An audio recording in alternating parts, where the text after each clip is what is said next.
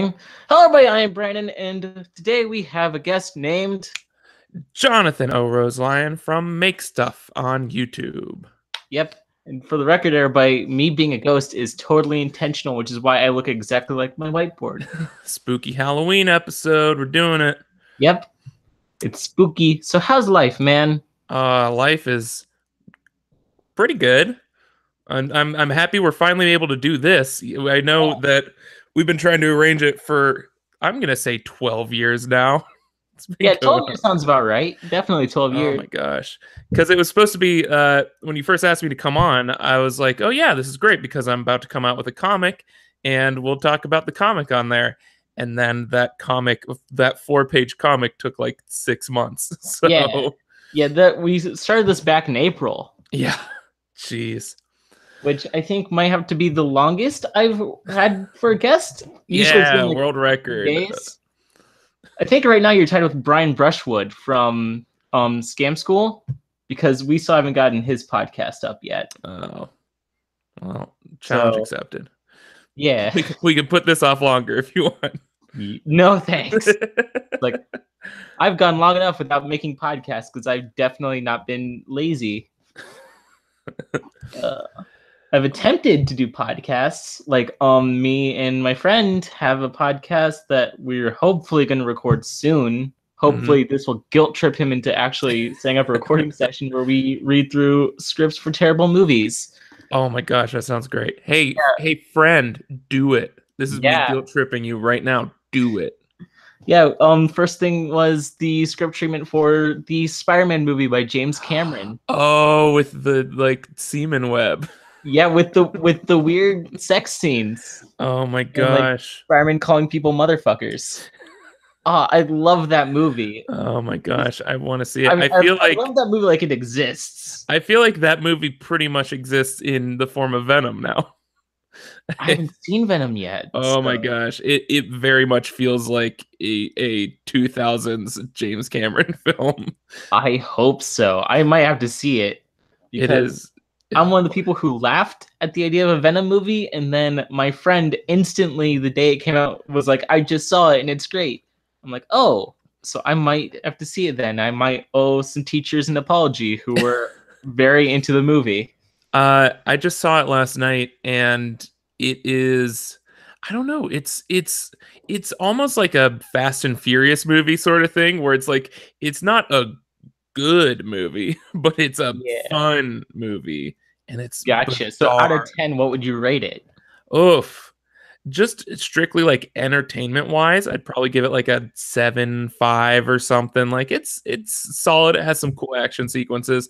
I will say, like, because invariably he fights the bad guy at the end, and it's like this black ooze creature fighting this black ooze creature against a black night sky, and I just like, that sounds like it'd be painful to keep track of. I just like, I'm like, there's punching going on here somewhere. I don't know where it's at, but I can hear the punching taking place in the middle of the day.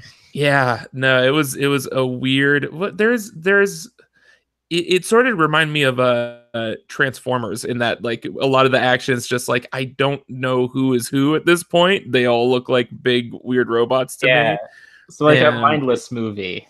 Yeah, you just watch it and turn off your brain and eat some popcorn. Yeah, that is the way to watch this.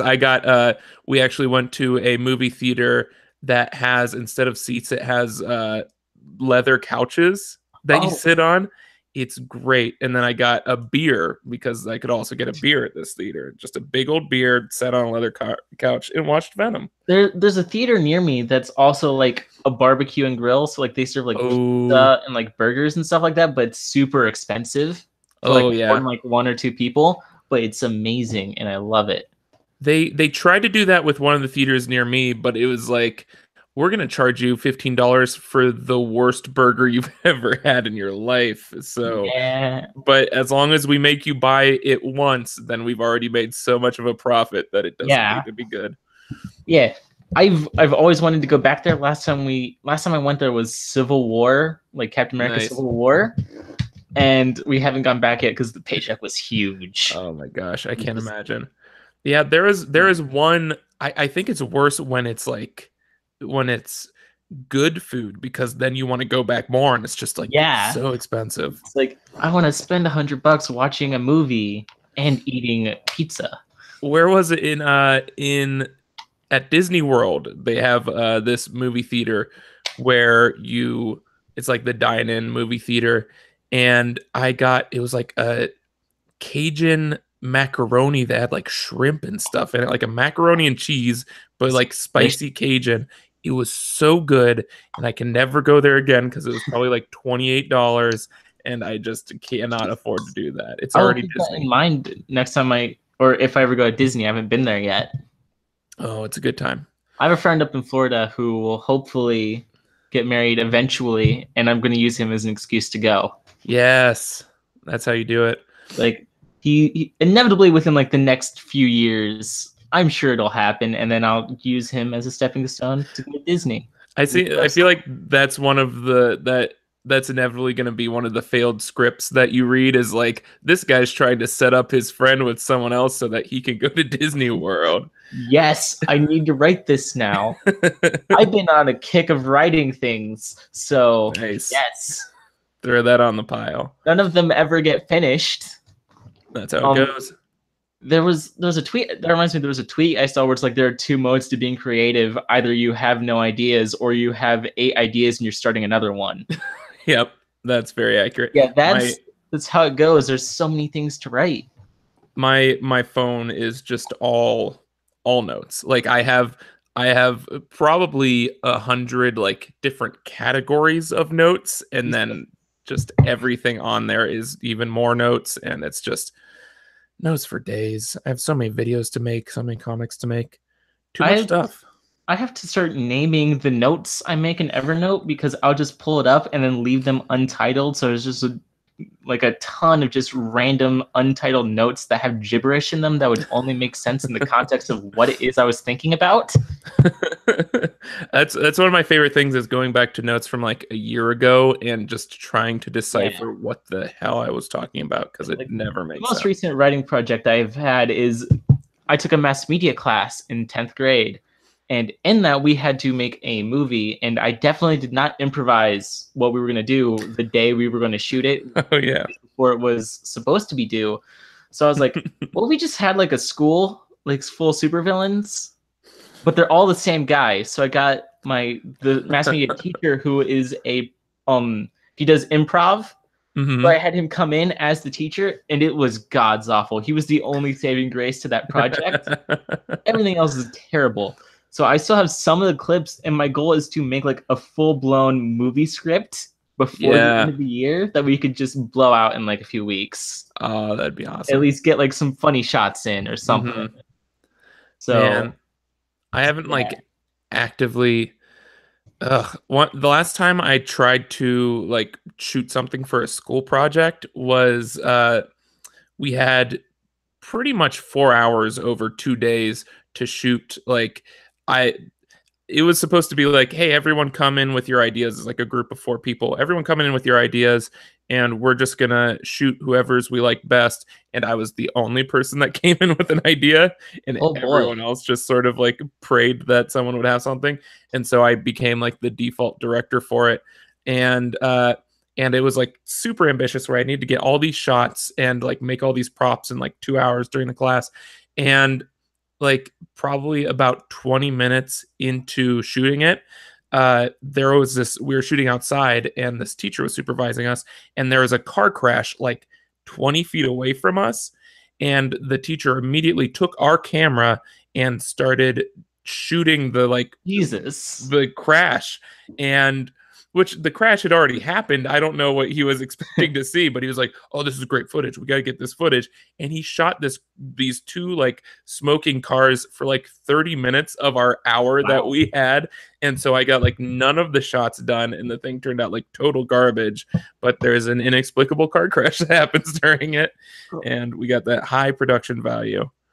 The last thing I filmed for a class was we were doing a Telltale Heart project, and it was like a presentation. I was like, well, if instead I filmed a video. And so I did, and she didn't even watch it. And I was up till like 3 a.m. totally not procrastinating on it. With like the same because I was like too lazy to put it into a video editor, so I had like the music I wanted playing externally, so it was just playing for like 2 hours, and I can't stand Oh my gosh. anymore, despite it Yeah. being good. Any song I have in a video, I just like can't listen to that song anymore. It's with why I so could much never stuff. do a Hamilton video, unlike you. Yeah, no, I have listened to Hamilton less, but I feel like it's because the Hamilton was like my life while making that video for like 4 months, Yeah. and like it was like just this weird cleansing where I could finally put into words all the stuff I loved about Hamilton, so I could start obsessing about it slightly less. But now I can actually like just sort of casually listen to it instead of like I haven't listened to it in order, like full soundtrack, in months at this point. Mm-hmm. Which is weird, because whenever I make a new friend, my first response is, well, you have to listen to Hamilton. But I haven't listened to it in a while. Like I have like a few songs in my music playlist still, but never really listened to it in order. Yeah, me too. What my go-to is because I'm over in St. Louis and I have a lot of family that I have to visit every now and then in Ohio, and that is like my go-to for road trips, is just that chops off a good 3 hours of it where I can just listen to Hamilton. And then I usually do that on the way back too. And that is the only time I listen to the whole thing. I keep meaning to go back and listen to it again, but also I've been on a major Motion City soundtrack kick recently. Now that the lead singers has an album that drops tomorrow, so I've just been listening to all that stuff all over again, and it's like the entirety of my music playlist right now. I have not listened to them. It's so weird because there are some bands where I'm just like obsessed with, and then they come out with an album and I forget to listen to it, and then they just sort of drop off my radar for forever, even though I love them. In Motion City Soundtrack, when their first album came out 1 billion years ago, I would listen to that. 2000. Yeah, I was at the Vans Warped Tour and saw them play for their first album. That was a fun time, because that was back when you could just smoke anywhere at festivals, and it was just like, so it was like 110 degrees and smoke everywhere and everyone's just dying, but it was worth it for the 15-minute Motion City Soundtrack set. And I think I got a cool tie, like a Motion City Soundtrack tie at the merch store. Oh, I'm jealous. I have a Marvel Comics tie, and that's about it. Yeah, I gotta track that thing down. This tie is what I was supposed to wear to prom, but I didn't actually figure out how to tie a necktie till the day after. So I wore a black bow tie instead. Nice. Yeah, I would do ties so often, but then I moved to St. Louis and it's just like, it's so hot where it's just like I resent any clothing at this point, because it gets like 100 billion degrees here. One of the pluses to not having a social life is I can wear whatever I want because I never leave the house. There you go. You got that AC clothing. Yeah. Motion City Soundtrack is probably my favorite band because they're the only one that I actively listen to currently. So I'm super, well, they were, because they disbanded 2016, I think. And I'm just really excited for the new album that the lead singer Justin Courtney Pierre is putting out tomorrow. Everybody go check it out. It's great. He did because I follow a lot of Game Informer's videos and stuff, and he actually did like a 2-track album with an editor at Game Informer, and it was like a song. There was one song about Rapture from BioShock, and then there's another song about this super obscure PlayStation 1 game called Overblood. And those are the two songs they did, and it's a good time. I never noticed this. Yeah, it is. It's very underground. As soon as possible. It's a good time. Does that sound awesome? Yeah. No, he's apparently a huge video game fan. I love video game songs. It's why to keep on the music train, which is something I'm not at all qualified to talk about. Oh, me neither. My favorite single artist who like works relatively alone is Jonathan Colton, the guy who did the Oh yeah. ending songs for Portal. Yep. It's great. I He absolutely love that man to death.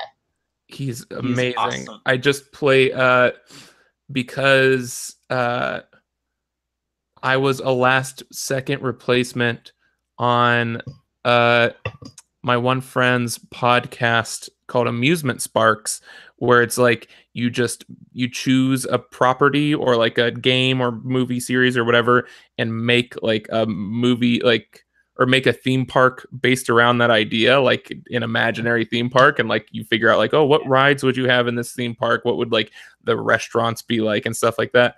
And I just did one with Portal, so I got to play through all of Portal again, and those games are very good.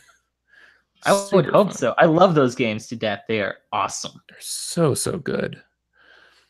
And I was like, man, I remember because it had been a while since I played through 2, and I was like, I bet that's gonna like I was like I remember it feeling a bit longer, and compared to Portal 1, it Yeah. is a bit longer. But then I just played through it in like 2 days, like 2 sittings. I just burned through that thing, and it's so addicting. I So burned through funny. Portal 1 in like 5 hours. I Yep. don't know. Because that one was really short. Yeah. Then Portal 2, I forget how long it took. Yeah, I think it took me, I mean, having played it before and like I still sort of in the back of my mind had a lot of the solutions down. I think it took me like 10 hours or something. Not too Yeah. bad. It's a good one though. I love those games. Uh, it always takes me longer to beat them though, because I will just stand in one place and see how many times Wheatley will say something new, like when he's waiting for you to do something. I do that all the time in games where it's like you're supposed to do something, but I just want to see how long I can annoy the other. Yeah. How long they can say, no, go over there, please. And how many different ways they say. Exactly. That is the when Wheatley really shines, is when he's annoyed with you and wants you to do something. Real Half-Life 3, give us a Portal 3. Oh my gosh. Give me a crossover. That would be the world would break. Yeah. Yeah, the world would break in half if they're like, oh, guess what? Half-Life 3 and Portal 3 is the same, and it's a co-op game. Yes. One person gets a portal gun, one person gets a gravity gun. Yes. Figure it out. Awesome. If only Valve was still actually making games. Yeah, they keep saying they are, and they keep not releasing them. I think like a while ago, because I on the news station my school runs, I do nerdy news because that's the only thing I feel qualified to talk about for like an hour every Wednesday. And like last year, I think I had to cover where it's like they were like, we're actually making games. And then I don't know if they've ever actually released anything outside of like a card game.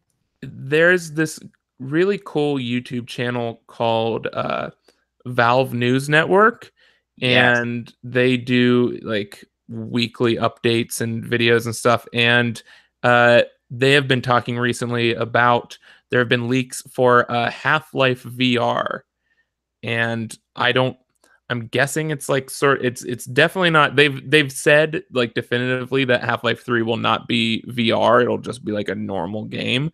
But apparently it's like some new Half-Life game they're working on specifically for VR, which means that I'm gonna have to spend like $3,000 to get a good VR system. I have a cousin with a VR headset, so I'm set as long as I figure out where he lives. There you go. He hasn't given me his address yet. He is as elusive as Half-Life 3. Yes, he is. But yeah, I need to. I'm so worried about any time I buy a video game, because I'm like, I know that this is just hours and hours of my life that are gonna be gone when I should be working and hating myself.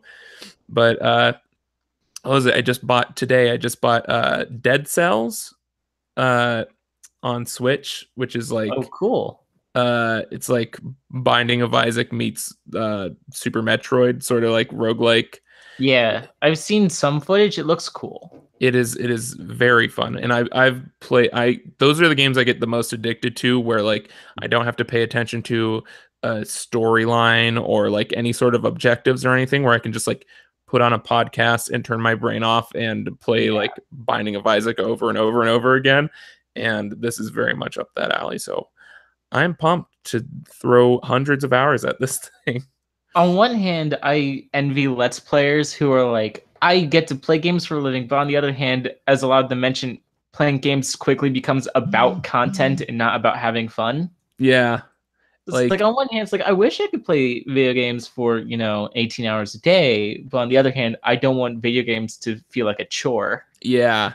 And also it's just like that whole the pressure that comes with that. Like with my videos, I will I at least have time to edit them and all this stuff. And if someone catches like the one typo in the video, I will get 10 comments about that typo with the people being like, "Oh, you put an apostrophe here, you dumb idiot." Like I cannot imagine the amount of hate Let's Players get for like not knowing the solution to a puzzle or something. Oh yeah. Like, turns out YouTube isn't very nice to people. Yeah, who would have thunk it? It's crazy. Who would have thought? YouTube is a bad place to be when you're in the comments section sometimes.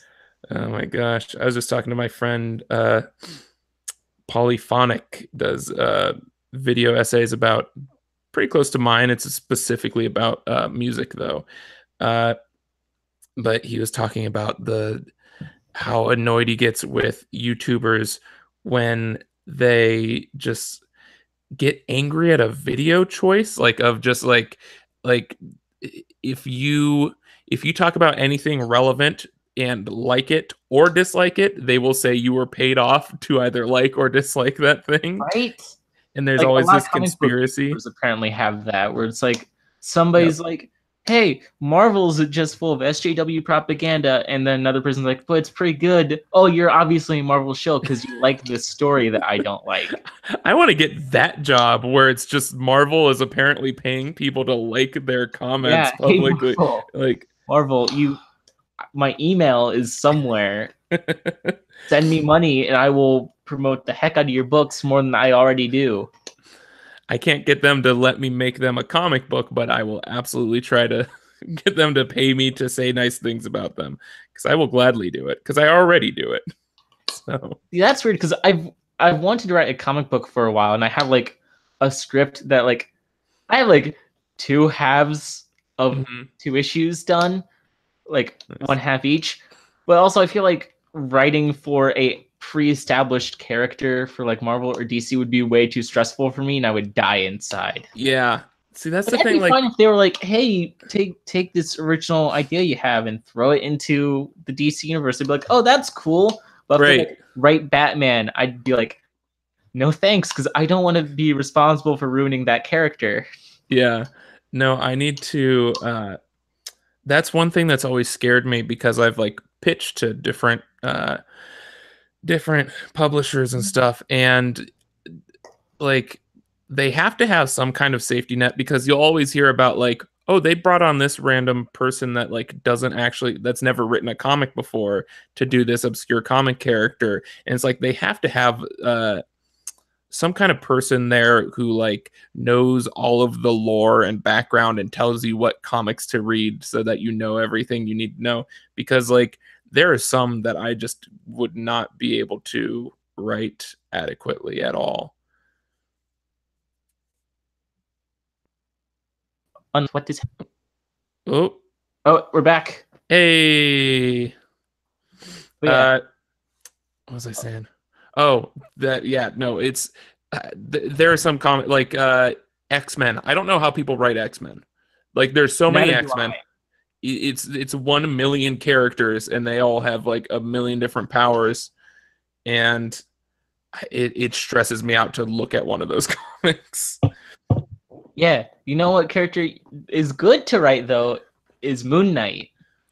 We need some more Moon Knight comics, because Jeff Lemire's Moon Knight, as I've told every one of my friends, is my favorite comic book run ever. Nice. It's so good. Yeah, I was such the uh Warren Ellis's run on that Yeah. is probably my favorite like short series run of Yes. anything. Is It's really so good. good. That fifth issue where it's just Moon Knight in a warehouse is my Yep. favorite single issue of all time, just because it's so well done. Yeah, I think for me it's a tie between that and issue 3 of Fraction and Aha's Hawkeye. Uh that one has just feels like its own contained film. I mean, that's the thing I like about both of those is like that Moon Knight one just feels like a short film. Oh yeah, it's so good. And again, if Moon Knight ever gets like a Netflix series or a movie that needs to be a fight scene, that seemed to be perfect for the people who do the Daredevil fight scene. Yeah, he would. It's insane to me that they do Haven't not done have. that Yeah, yet. like just honestly, just be like, And all right, every well, we're time done. they're like, when Mhm. Iron Fist season 2 came out, the director and like writer was like, "We almost included Moon Knight in the season." And I'm like, "Why didn't you?" I would. Yeah, I really even like if you can give Punisher a series, like I feel like Moon Knight could be the most consistently entertaining Oh like yeah, character to easily. watch, and I would take him over Iron Fist pretty quick.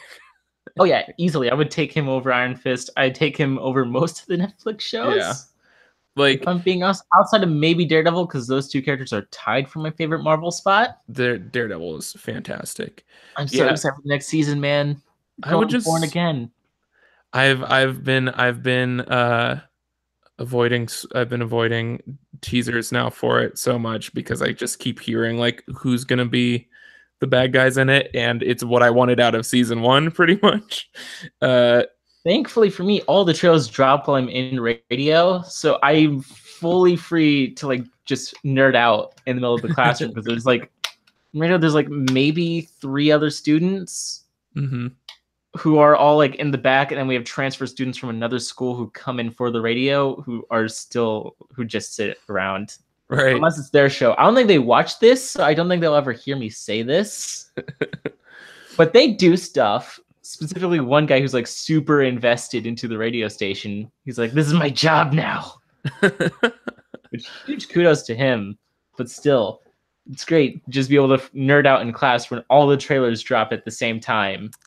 That'd be great. Yeah. Yeah, That's it's what great. I mean, that's one of the there are some things that like I want to watch it so bad that I will keep watching the trailers over and over Oh yeah. like out of anticipation. And then there are some things where it's just like I don't want to watch any trailers for it because I want it to be as surprising as possible. For me, Uh the Spider-Verse is definitely a repeat watch. yeah, oh my gosh, Looks so gorgeous. there's a clip from it uh attached to Venom, and it is very good and has me very excited. Uh, but yeah, I John just Mulaney as Spider-Ham is perfect casting. it's so good, and especially like those because they got the guys who did like Lego Movie and did Yeah. 21 Jump Street and everything to they at least wrote it. I don't know if they directed it. I don't know. They might have been busy with Solo before they got kicked off of Solo, Yeah. but they at least wrote it, and it is very much their style of comedy, which is the best. I love I'm their stuff. definitely fascinated, and it's one of the movies I'm going to go see no matter what, along with Aquaman this Oh year. yeah, yeah. No, there's like 3 big things coming out like this within a week of Aquaman, and this Christmas is going to be All I know is like bonkers. after this month, because I checked, not much comes out this month outside Venom, which already released. hmm Then Fantastic Beasts 2 drops next month, Right. and then we have like Spider-Verse and Aquaman, and there might be another one. What am I thinking of? You know what? I think uh Mary Poppins specifically because I want to see Lynn. Yes, I forgot about that. Lin-Manuel Miranda is great. And I feel like I mean, this will be the first time I actually get to see him in a musical because, yeah, like, good luck getting into an airing of Hamilton. yeah. And I refuse to watch. That's the thing is like I don't want to watch because they have like the people shot footage of it and we'll post it online like and you can pirate it and stuff. But like I want my first experience of seeing it to be the actual live show. So I've been holding out, but also I'm very broke and cannot afford to see that live show. Yeah, same. I haven't actually watched any all the way through. I've seen clips and pieces. Right. One of my favorite things though is going through Pornhub, searching up Hamilton the musical, and just seeing the different titles people come up with for it. They're great because that's where you upload footage that is going to get copyrighted because nobody's gonna on whoever's time it is going to go during work hours to go to Pornhub and copyright your videos. That's a great excuse for those people, though, that were like, oh, no, I was trying to find copyrighted footage. I wasn't just on Pornhub at all. Like, I ignored my job. Ignore the glue all over my desk. I'm just here finding Hamilton pirators this whole time. Best job ever. I'm here. My whole job is finding Hamilton on Pornhub and saying nice things about Marvel, and I'm making that bank. Yeah. Those are my career goals. Having your job be Pornhub. Or I don't know how that industry is. I'm sure it's very healthy. And so am I. I don't know. I think I've done research into what that industry is like before, but I don't know. I don't remember it. It must have been like at 3 o'clock in the morning. It's like, wonder what it's like to be a porn star. Google. Yeah, it would be. You know what? I'm starting to think it would be a better choice for me financially than making YouTube videos at this point. I mean, yeah, maybe. Depends. Depends on what kind of videos you're making. What age group you're marketing to. You have the stash for it. There we go. It's just I'm halfway there. Heck yeah! Just grow like a full goatee and go do Green Arrow cosplay with a comic book accurate like goatee. It'd be great. You'd make so much. I'm sure my wife would love me going full porn face.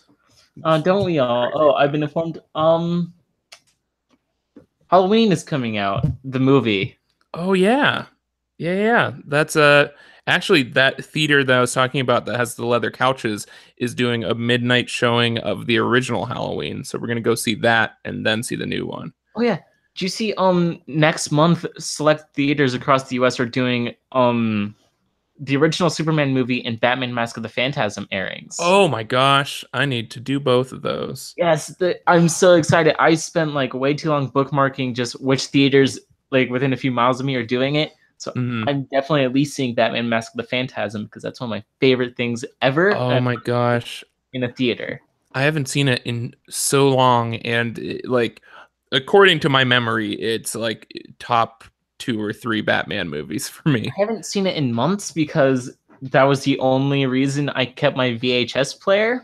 Right. That me with the reason I had a VHS player for a long time was for Batman Beyond Return of the Joker on VHS. Yes. Kept that thing around.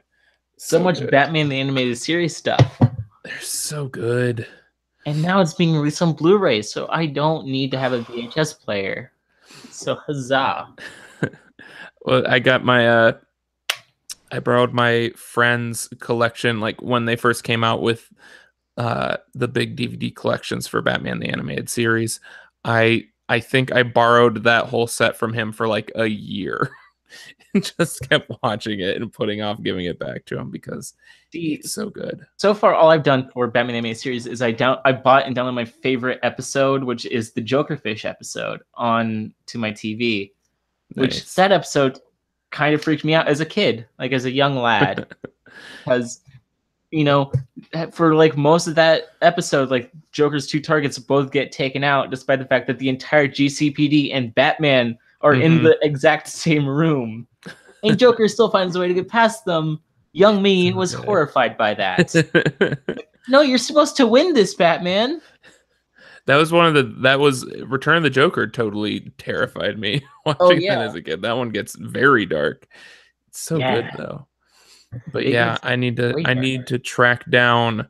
I wonder if because my local theater does like IMAX select showings, and I would love to see that on an IMAX screen. I just saw they played the My Hero Academia movie at my local theater, and I hear that's good. I'm not an anime boy, so it's so good. It is like it's just anime at its best. Like it's just pure good anime. Is that the only anime I've seen all the way through is probably anime at its worst, and that's High School of the Dead. It's a bit better than High School of the Dead. That's the only one I saw all the way through. I saw that all the way through recently again because like a few months ago, Mother's Basement uploaded videos to why it's actually really good. Oh, really? Despite, being like, solid 80 to 90% just fan service and constantly being one layer away from being a hentai. Yeah. But it is, the action scenes at least are gorgeous to look at, and not just for the bouncing boobs. Like the guys who did the animations for Attack on Titan animated it. Right. Yeah, that's a good one. I feel like I'm just, the older I get, the less of a tolerance I have for just really long like series and things that take like so much time. Like because I used to watch Naruto as like when that was coming out forever ago, and just randomly I'll think back to like, oh man, I love this one episode. I wonder how much of Naruto I'd have to watch to get to this one episode. And then it would be like, oh, that's episode 156 or something. And it's like, I don't have that amount of time to do anything. That's why I love like Cowboy Bebop or Trigun. That's like 2 seasons and then you're done with the whole series. It's way more manageable. Just gotta watch shorter shows. Yeah. Go watch all of Sherlock. There you go. That's a really good binge one. Yeah, that one, I recently watched that all the way through for the first time, and that was really good. Nice. That's another thing that I went to a screening of. They had a screening at my theater of the last episode. And they had like a whole. So on a scale of 1 to 10, how disappointed were you? Because I really did not like that final episode. Here's the thing: that was fresh off of watching the first episode of that season, which I despised. That first episode of that season, and so like in my mind, which for that season, it was like really did not like that first episode. The second episode felt much more classic Sherlock to me, and then that third one was sort of in the middle, so I was not like, it did not go as badly as I knew it could at that point. That final episode to me seemed so disappointing because it was like a few drafts away from being great. Yeah, definitely. Like a lot of it could have worked a hell of a lot better if they just like drafted it one more time. Yeah, and that's sort of the weakness of doing another season of that series was like you already blew Moriarty, like you don't have anyone that can top Moriarty, and like then they kind of just tried to force him back into the show with like flashbacks and stuff. Yeah, I will say one of my favorite things from that season is that first episode where Sherlock's like, "Oh, Watson will be so pleased to see me." And then, oh no, he wasn't. Man, that show's a good time. Those first 2 seasons for sure are just amazing. What's the Irene Adler? That's the one person I wish they had brought back, because they brought Moriarty back once he was dead, but they never brought Irene Adler back, and that's my favorite episode of Sherlock, is the one where her and Sherlock fall in love. So Sherlock reminded me of a show that I used to watch for like a season called Elementary, which is American Sherlock. That's a thing.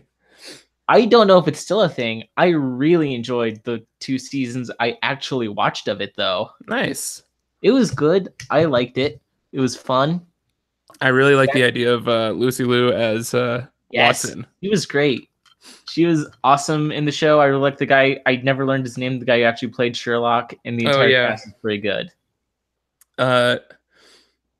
My wife just calls that guy Giant Forehead.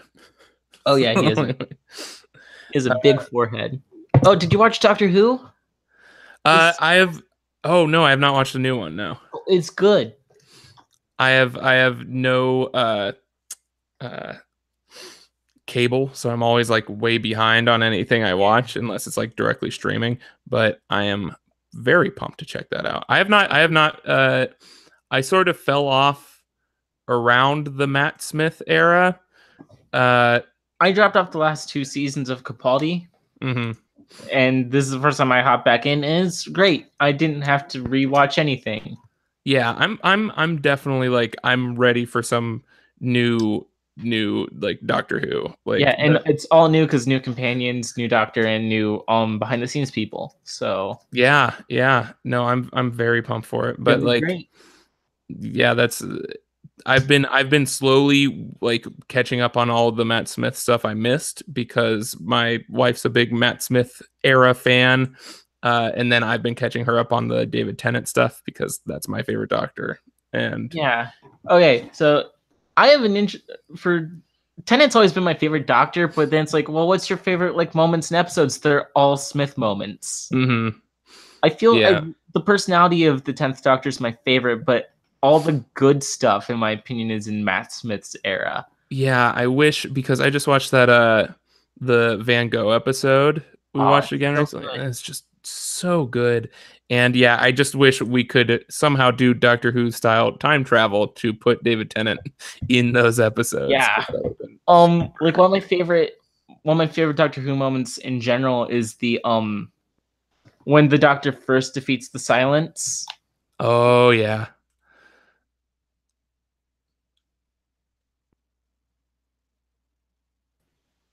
It's great. I don't know if I cut out there. My screen a little bit, yeah. Okay. When he pulls out the TV at the ending of that episode where he defeats the Silence, it's so good. Because I was like, how are they gonna do it? And then they played the footage. I was like, oh, that's how they're gonna do it. And it's great. Yeah, those like, yeah, I just love that style of just like fun Star Trek, pretty much. Yes, and it can get dark and like really depressing, like when David Tennant regenerated. Yeah, his last words were like the saddest. I don't want to go. It's just, it's so sad. Some Infinity War level stuff. Yeah, that is.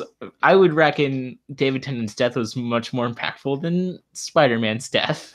Especially when it's just like you're watching that movie and you're like, they already announced the next Spider-Man movie. I can't be too sad about this. They're not going to kill off Black Panther. So I sat like for 10 minutes after the movie ended, waiting for my ride, pacing back and forth, and I decided to text the last person in my phone, holy crap, the latest Avengers movie. Little did I know, I don't think she knows this, and she's not going to listen to this. The girl I went to prom with had just sent me a text of the dress she was going to wear, and I didn't notice. So I basically blew her off saying, like, she was like, well, what do I look like? I was like, Avengers! And like 20 minutes later when I got home, I was like, oh, wait. I did that bad. That's not a good response to that. Yeah, but also Avengers. Avengers is way more important than your dress. Shut up about your dumb dress. Spider-Man's disintegrated. Like, Spider-Man made me cry. My friend Ricky from the YouTube channel Stu Dippin did a fun thing on, I think it was like on Instagram and on Twitter, where it was like the ending of Infinity War has me like, and then it's him like crawling out of the theater crying. Like on all fours going, why? And it's like, yep, that's basically me when that movie ended. Oh man, that was rough. And then like it was something I never experienced in a theater before, because there was that, like, of course no one is going to leave during those credits because they need to see what happens after the credits, but like everyone was just so dead silent throughout all of those characters. Like everyone was just like traumatized after that movie. It was so silent. Like nobody said a word. And it was just a bunch of like, it was the last 10 minutes of that. Mm-hmm. It's like, oh, I think I cut out for a second. It's like, that's how they're ending it, and then everybody else went silent. Oh my gosh, it's so intense. I love, like, even though it's gotten, I've seen a bit of criticism for like oh, it's not real stakes because everyone's gonna come back, but it's just like having read so many comic book like crossover events, it was so cool to finally see like a good one on like in a movie. Like it felt like just a really good comic crossover event where it's like nothing is going to like super duper change, or no one's gonna stay dead forever, but still like the appeal of those things is to open up all these new stories. Yeah. And like I love the idea of like the original Avengers are pretty much like the only Avengers left now, and like Rocket is on Earth and might find out his origin and all this stuff. Like I'm very pumped for I'm super hyped for the next Avengers movie. Yeah, and then it's like who's running Wakanda now, and like there's a ton of awesome just stuff. do a Moon Knight movie after Avengers, everybody. Just like Get James the end Gunn of back. Oh, God, James Gunn would have been perfect for that. James Gunn apparently had a script for a Moon Knight movie that he pitched that's to Marvel, right. and they were like, no. That would have been phenomenal. I want that movie, but also Dark.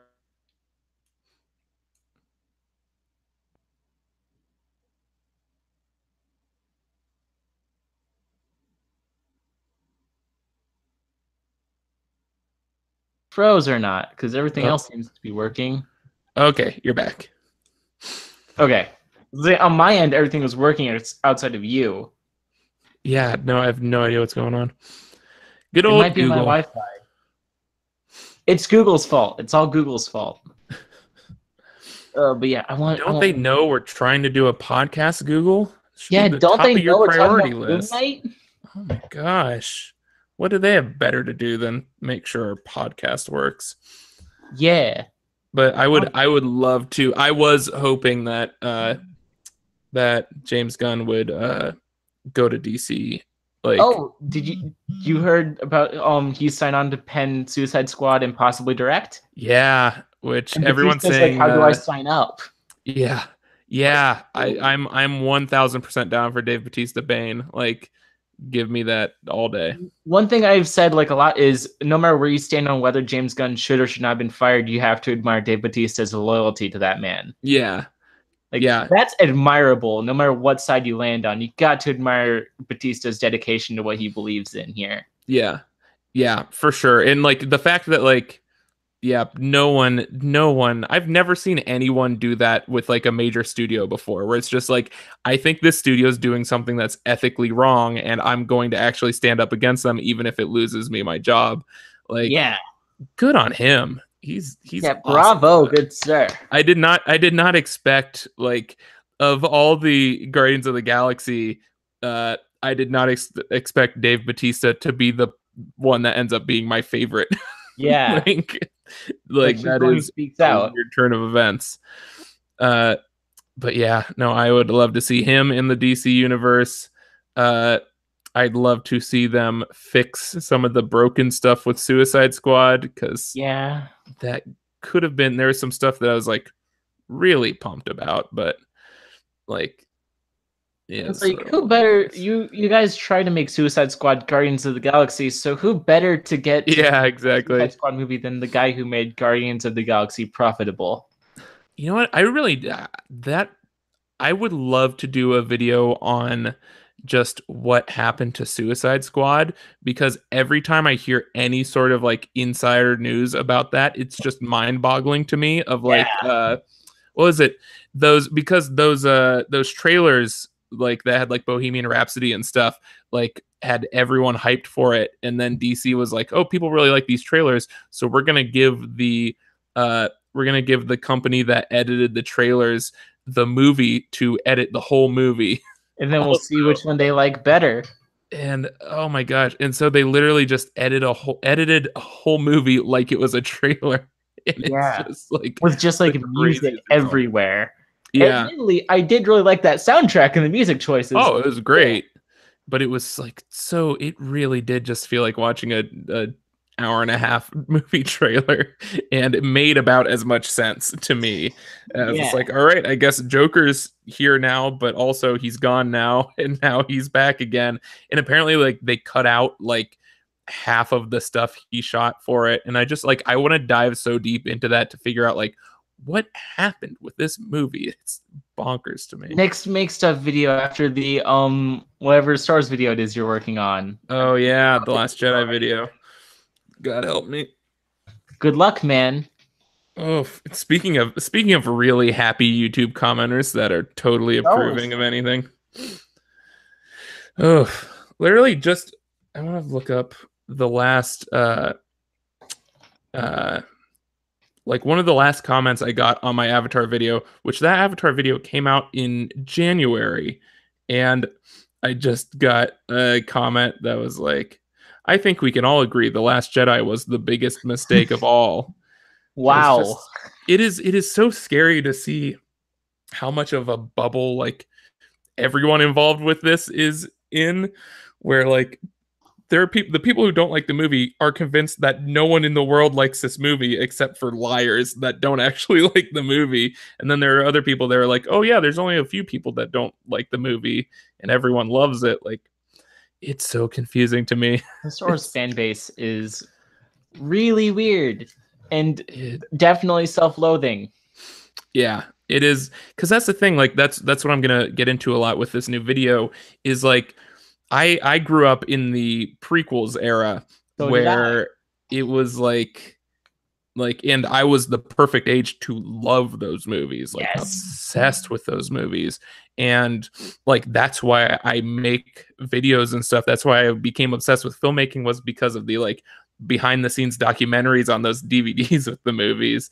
And like just invested so much of my money and time into Star Wars. And back then it was just like a lot of people didn't like the prequels if you're talking to fans, but they did not hate you or call you an idiot for liking those prequels. Yeah.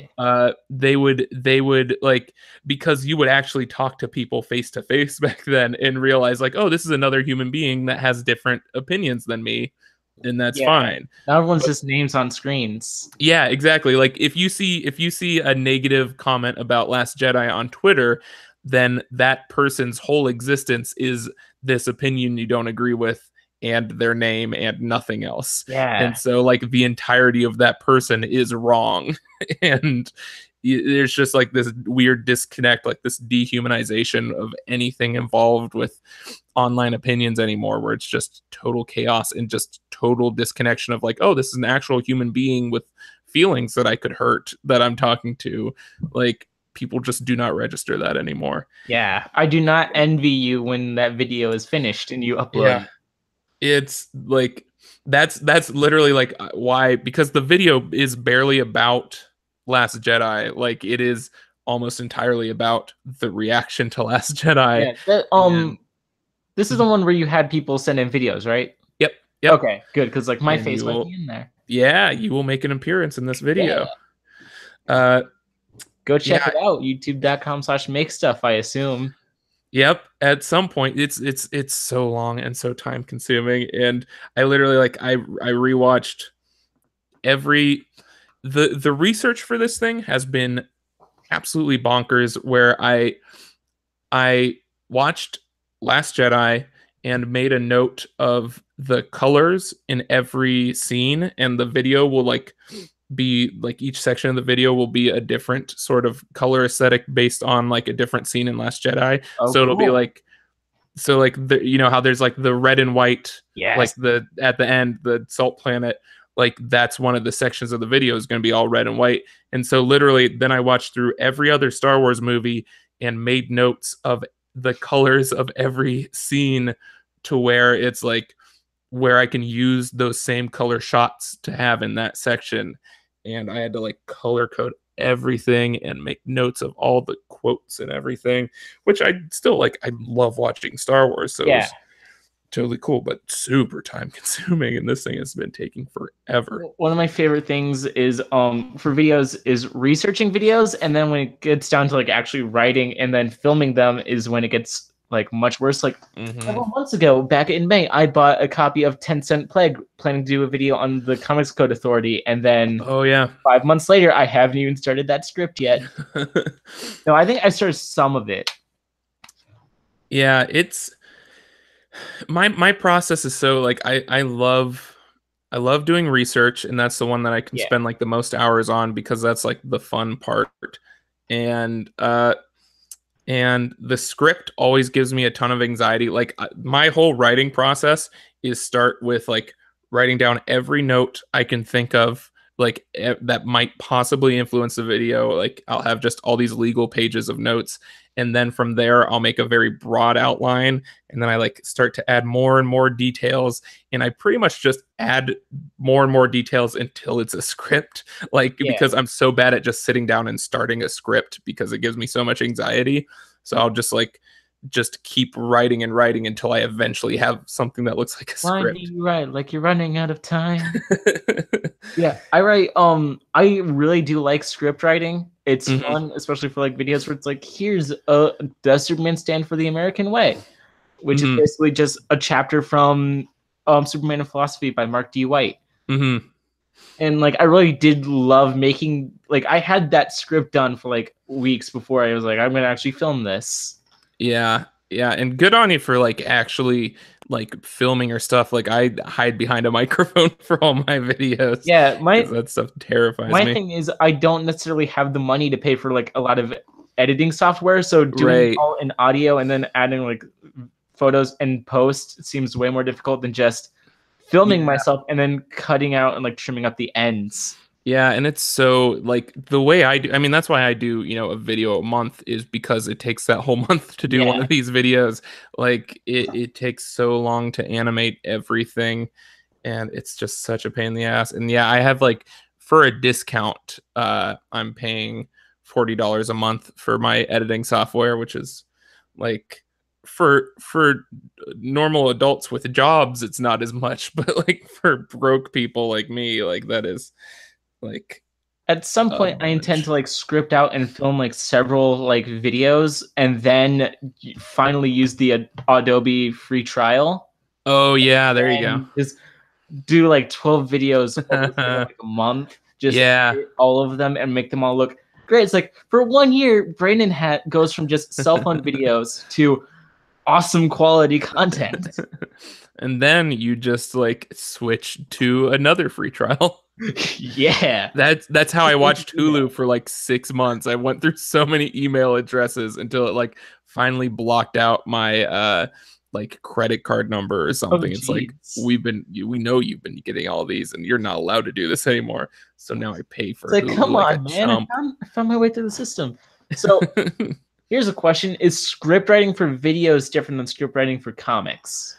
Yeah, script writing for videos is much more like it's so much more abstract, and like if anyone else tried to read my scripts they would not know what's happening beyond the like voiceover because I'm the only person I have to write that script for, opposed to with comics because I always work with an artist. I actually have to like translate what's in my head to the artist. Like with my this last video in my script, it had I did all this stuff with like a spectrum that like shoots out like this, and like I'm animating all this stuff with this spectrum, and in the script it just says like the spectrum animates into existence, and like that doesn't make any sense to anyone else, but like I knew exactly what I needed to do to actually make that work. But like with artists, with a comic that's not actually out yet, it will be coming out next month, that I did. It's my first like full length 22 page or 20, it might be 24 page. Is this one? I went through your Twitter a while ago. Is this the one where I saw like some photo you posted of like a guy with like a hidden blade-esque thing? Yeah. Okay, that's what that is. Yeah, top secret hashtag project 1919. Which we're doing exclusive. This podcast exclusive. We're doing because it's something that I've been sitting on for a while, but like, and I was gonna do a Kickstarter to pay for the printing costs to get it out to people, but I ended up starting the Patreon earlier than I wanted to because YouTube would Yeah. not like, I had to wait 6 months or whatever for the ad revenue to get reviewed and okayed and stuff. So I was making no money off of YouTube for forever and losing hundreds of dollars. And so I started the Patreon earlier, and then I was like, well, now I don't want to run a Kickstarter because I just asked for money from all these people, and then I'd be like, all right, now give me money twice, please. Like, Yeah. that felt like a bummer for patrons. So pretty much next month, what we're going to be doing is running what's pretty much a Kickstarter, but through the Patreon, where it'll be for 1 month only. If you are a patron at any point during the month at different levels, then you will get like different forms of the comic. So like, let's say if you're a patron for $5 at any point during November, then you will get like the digital copy and you'll get the annotated version of the comic and everything. And if you're a patron for $10, then you'll get an actual physical copy mailed to you, and you'll get your name in the credits and all this stuff.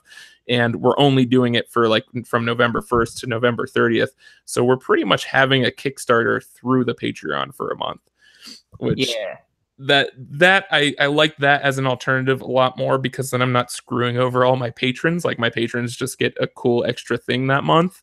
But and then also, like, I like it a bit more because, opposed to a Kickstarter, if like you aren't a patron, you can go get this comic, and then you get all of those patron perks on top of that, of all the videos that come with it. So yeah, and I'm pumped to just finally get this comic out, like, because it's very cool and been sitting on it forever. That's always, so I'm writing a comic right now. I've not posted any details online yet, but also nobody watches this, so I don't know. I could probably like spoil where the story's gonna go, but like, I don't know what I'm gonna do with it when I'm done, because it started off as a novel idea for like, here's like a book series, and then I spent like a month just writing out the World Bible instead of actually writing the first chapter, which I love world building way more than actually writing characters. It's super fun. It's like, once I finish this, I don't know if I'm just going to take the comic script, because that's much more describe what happens in each panel, and then just apply that to, you know, paragraphs like in a book, or if I'm going to like actually try to like pitch the story to like Image Comics or something like that. So I don't know, you might never see it, but it has like several pages of like, I heard like the first like 5 pages of the first issue, the first 5 pages of the second issue, and then just a bunch of abstract like at the bottom of the paragraph is like, here's an entire like character, like here's who this character is, because I forgot to like make a mental note of who she is. So here's what I wanted her character to be. Here's a scene that I know already is not going to actually make it into the book starring God, because like it's magic, so it's like Constantine, Harry Potter-esque stuff. So like there's like, but also thrown in the future. So it's like you go to the future and you have like all this cool sci-fi stuff, but there's also, if you know where to look, there's like a hidden magical community of assholes. So like there's like a whole thing about God, because there's a big thing involving hell in the book. So I already know for a fact where it's like, because of a different scene I wanted to write for it, I already knew that like, oh, this God scene where he talks to God isn't going to actually make it in, but I have it here because I might want to use some of the lines later on. Also, one of my favorite things for it is I rewatched some of the Harry Potter fight scenes and realized why I don't remember any of them, because they are visually boring to me. You mean this a bunch isn't really enthralling? Here's the thing, you could do that, but you're like, I mean, there's not much you can do with wands. Yeah. But that's why I'm interested. More than just sparks. Yeah. No, that's why, like, honestly, the only thing I remember from like Harry Potter wand fights is at the end of 4, where he like battles Voldemort, and they have those two beams hitting each other, and it has those like weird like gooey particles coming off of the beams and stuff, and it looks like some Ghostbusters shit, and it's like that is the one thing I can remember because that's the one like visually interesting thing they did with that. So yeah, that makes me very interested. Did you see that leaked footage from the Harry Potter RPG? Yes. Because that is one of the first things to make me like pumped for using a wand. Yes. Like, so I was like, the reason why I had to go back and watch them is because I was like, I want to do like a duel, totally not because I was listening to 10 Duel Commandments. I was like, I want like a whole issue just narrated by this song. Which it definitely is, at least like the actual 10 Duel Commandments, the wording from Hamilton. Mm-hmm. Obviously, I couldn't fit in like the specific stuff about like characters in the Hamilton world, you know, in our history. The magical world of Hamilton. I was like, so if I'm writing like a duel between two people who are using wands, I'm gonna need like some inspiration here. And I watched that, I'm like, so this is what I'm not gonna do. So like it starts off where it's like we're just shooting sparks at each other, and then quickly becomes like we're like throwing stuff at each other and like teleporting. It's weird. And yeah, I have like a very specific thing in mind, but I don't necessarily know how to describe it because like he like makes sigils in the air, and like at one point like he just like picks everything up in the area and throws it at his opponent with his wand. So like it's interesting writing that scene because it's much harder to write magic as though you're supposed to be seeing it. You know what? I will say, I just realized, who finally did wand versus wand like fight scene well, because they didn't use wands, was Doctor Strange versus Thanos with the Infinity Gauntlet, because they're pretty much just using magic at each other, but it is the coolest shit in the world. Doctor Strange was one of my inspirations for it, actually, because like that has like a lot of interesting and cool stuff that they do with magic. That's just what is happening. Yeah. I feel like that's one of the things that like I feel like has been very underrated about Infinity War is like how fight scene. Yeah, it is. That film is so satisfying as a comic book fan because like what is it, 15 minutes into it or whatever, when there's an alien riding a tornado chasing Spider-Man and Doctor Strange through New York, I'm like, this is the most, they did it. Like they just put a comic book on the screen. Full comic. Yeah, and I was just so pumped about that. And those action sequences are so fun and so comic booky, and I feel like everyone's takeaway is like, oh, it's so dark and depressing and stuff, but like it is one of the most absurd, over the top comic book movies ever. But I would I am very down to check out whatever that turns into that you're working on. When I finish a rough draft, I might send it your way since you have experience with scripting and stuff like that. Totally down. It's easily been one of my favorite projects to just write so far. Because like, there's a Batman-esque character. Because I was like, let's just take all my favorite things. We're gonna take like Hellblazer and the future and like superheroes, throw them all together, and why not throw in the Wasteland from Fallout in there as well? Let's go to the future. I'm sold. This is a future I don't want to live in. And like I watch like a lot of Because Science and stuff like that. So he did a video on like using laser weapons recently and how it would make your body explode.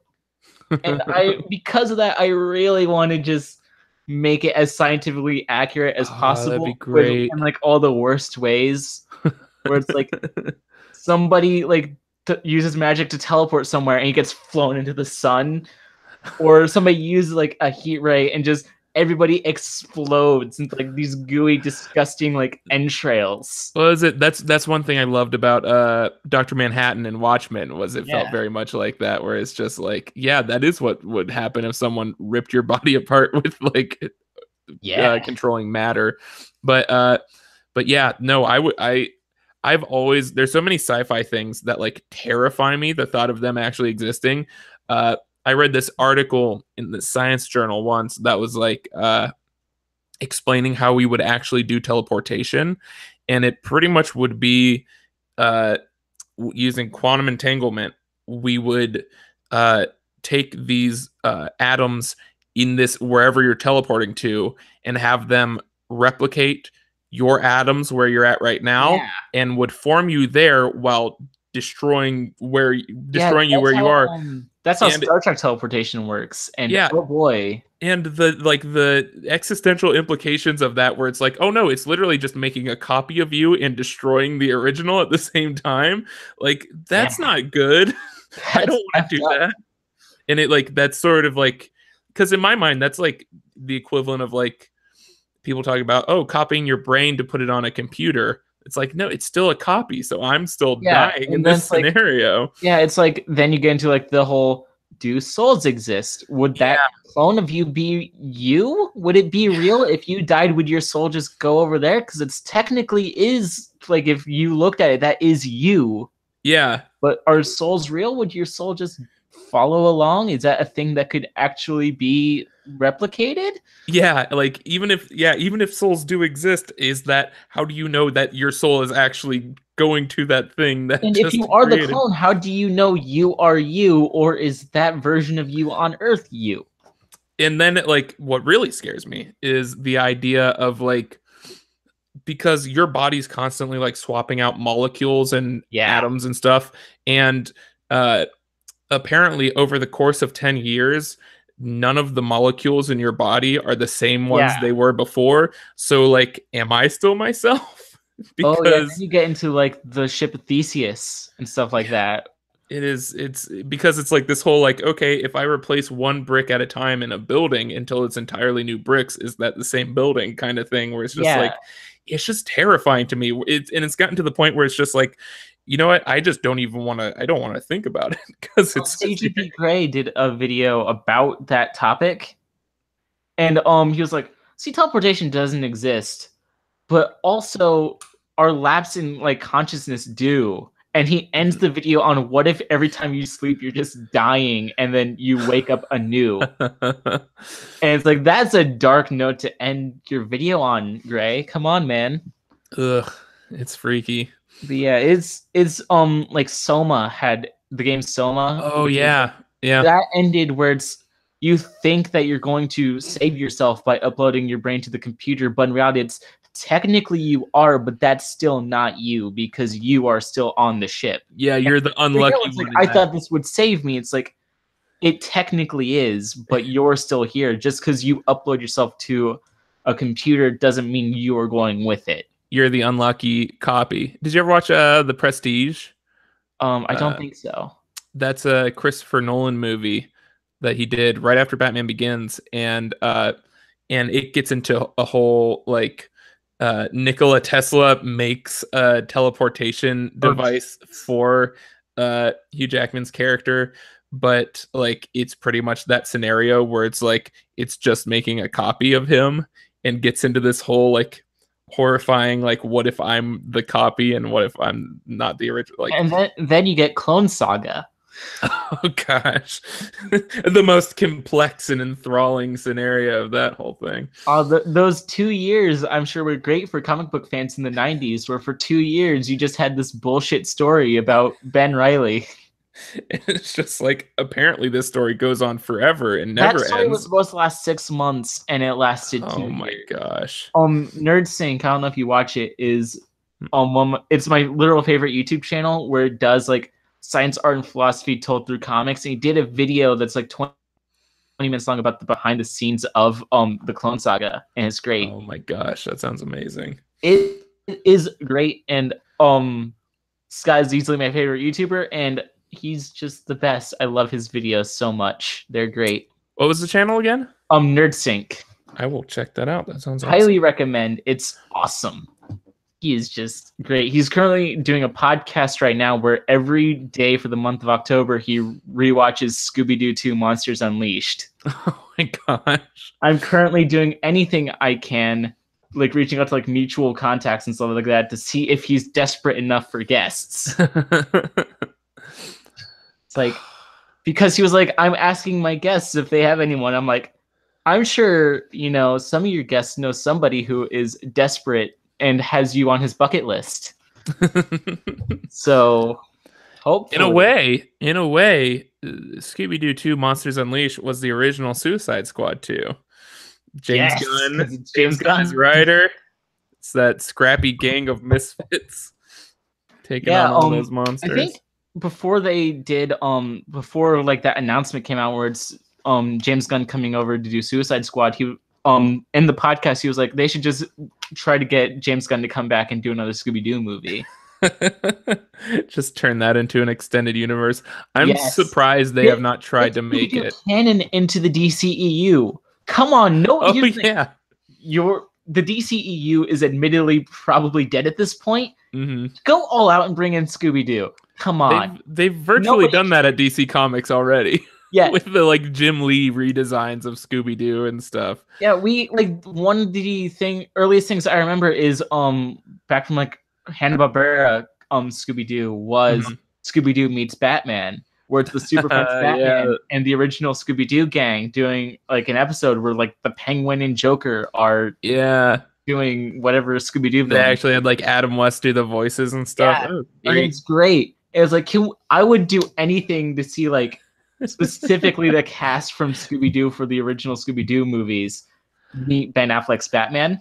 They could, you know what, honestly, if they just went like a Lego Batman route with it, where it was just like do a Scooby-Doo movie that is not restrained by like dimensions, universes, where it's like they meet the Harlem Globetrotters and now they meet Batman.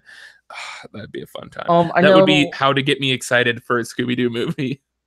See, here's the thing. At this point, I am obsessed with Scooby-Doo again. So you announce anything Scooby-Doo, and I will do it. Like right now, my goal in life is to learn the Scooby-Doo theme song on as many instruments as possible. Because I pulled out a keyboard, and the only song I ever got decently good at was the Scooby-Doo theme song. So it's like every instrument possible, Scooby-Doo. There you go. That's my goal in life. I've been so confused. I just realized the other day the fact that the show was called Scooby-Doo, Where Are You? And not just called Scooby-Doo. And it's just like, that's not even a main part of the show. That's just like throwing in a random phrase into the show. Well, I mean, the theme song ends with, or it includes the line, Where Are You? And then Scooby ends the theme song by going, over here. That wasn't the episodes. Because like Shaggy and Scooby would get lost, so they'd be like, Shaggy, Scooby, where are you? Yeah, and that makes me wonder, like, did they feel obligated to put that into episodes just because they put it into the title? Because that like doesn't feel like it's an integral part of the show. It doesn't feel like it needs to happen. Like it could have just as easily been called like Scooby-Doo, when's lunch? And then they have to like throw that into every episode asking when that lunch line is probably in every episode already. That's true. It's a classic Shaggy line. Yeah. But yeah, no, I always thought that was so weird of just having that phrase and then feeling like you have to throw it into every episode. And then like, I don't think they've ever had a show just called Scooby-Doo, because there's Scooby-Doo, Where Are You? A pup named Scooby-Doo. Right. What's New Scooby-Doo? And then Mystery Inc. Yeah. Scooby-Doo is going to be the gritty reboot of it. Here's the thing. It's just going to be called Scooby. Just give me Scooby-Doo and Riverdale, and I might actually give a damn about that show. Get the Sabrina Scooby-Doo Riverdale crossover event of the century. Yes. Like the people who are doing Riverdale are doing Sabrina the Teenage Witch. Just bring in Scooby and the gang in there. Come on. I will pay all of the money to get that cast back in. The guy who played Shaggy in those movies is still voicing Shaggy as far as I know. So nice. Bring them all in. Bring like all of the original cast in and just bring it. Let's go. Some Josie and the Pussycats in there. Yes. All of them. I think there was like, because that's the thing. I think there was a Josie and the Pussycats Scooby-Doo crossover, but Josie and the Pussycats is an Archie comic thing. So like they technically do have that connection in the universe. We have that 6 degrees of separation. CW Scooby-Doo show. How bad would the CGI dog in that Here's the CW thing. show look? I would propose don't do CGI dog. Do the shitty Disney movie thing where you bring in like an actual dog and just have the dog bark and then edit out the bark and add in a voiceover. I'd be pretty down for a Scooby-Doo show that just has a smart dog that doesn't talk, that's never acknowledged. That was one thing that like that show was always so sort of like agnostic in a way where it's like, oh, it's never actually, until Zombie Island, it's like, oh, it's never actually something supernatural. There's always something behind it, because supernatural things don't happen, of course, but also we have a talking dog that's with us all the time. Why would we not think there's ghosts also? You mentioned the word supernatural. You know what I have to bring up? The crossover event of the year was that Scooby-Doo Supernatural crossover. That was a thing that happened. It was amazing. I absolutely see it. adore that episode. Oh, I need to just binge all of the because I probably haven't seen a Scooby-Doo movie since like the Cyber Chase or something, which I was just forced to play through the entire Scooby-Doo Cyber Chase PlayStation 1 game, and I wanted to die. It was rough. See, I recently pulled out my PlayStation 2. Ooh, there you go. Play Spider-Man 2. Oh, yes. I love that game. It's so good. Some of my favorite games are PlayStation 2 games, like the original Red Dead Revolver is great. There's this game called Dark Watch that nobody I've spoken to seems to know about, where it's like a first-person cowboy game where you turn into a vampire. Yeah. It's great. I love it. I remember, was there like a train sequence on that and stuff? Yeah, there was. Yeah. There was like, you'd run into girls who were like near death or like vampire victims, and you could pick either to just kill them and put them out of their misery and free their soul, and you'd get like points to help like certain set of skill traits for that, or you could just suck their blood and like absorb their soul, and you get like a certain trait for that. It was really cool, and I really liked it. I think I beat the game. Me and a friend stayed up like all night just passing the controller back and forth, and it did have a PvP mode that was pretty fun. So nice. It's great. I'd love to just do like a video series where I just play through old PlayStation games. That would be awesome. Honestly, like I use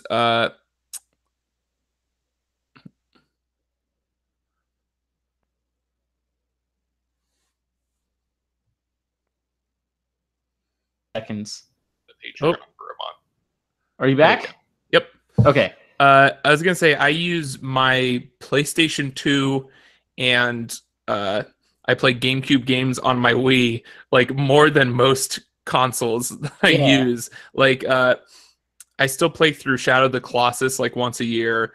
Star Wars Battlefront 2 is like my go-to PvP game anymore. I like, love that game. So good. It's awesome. It's so good.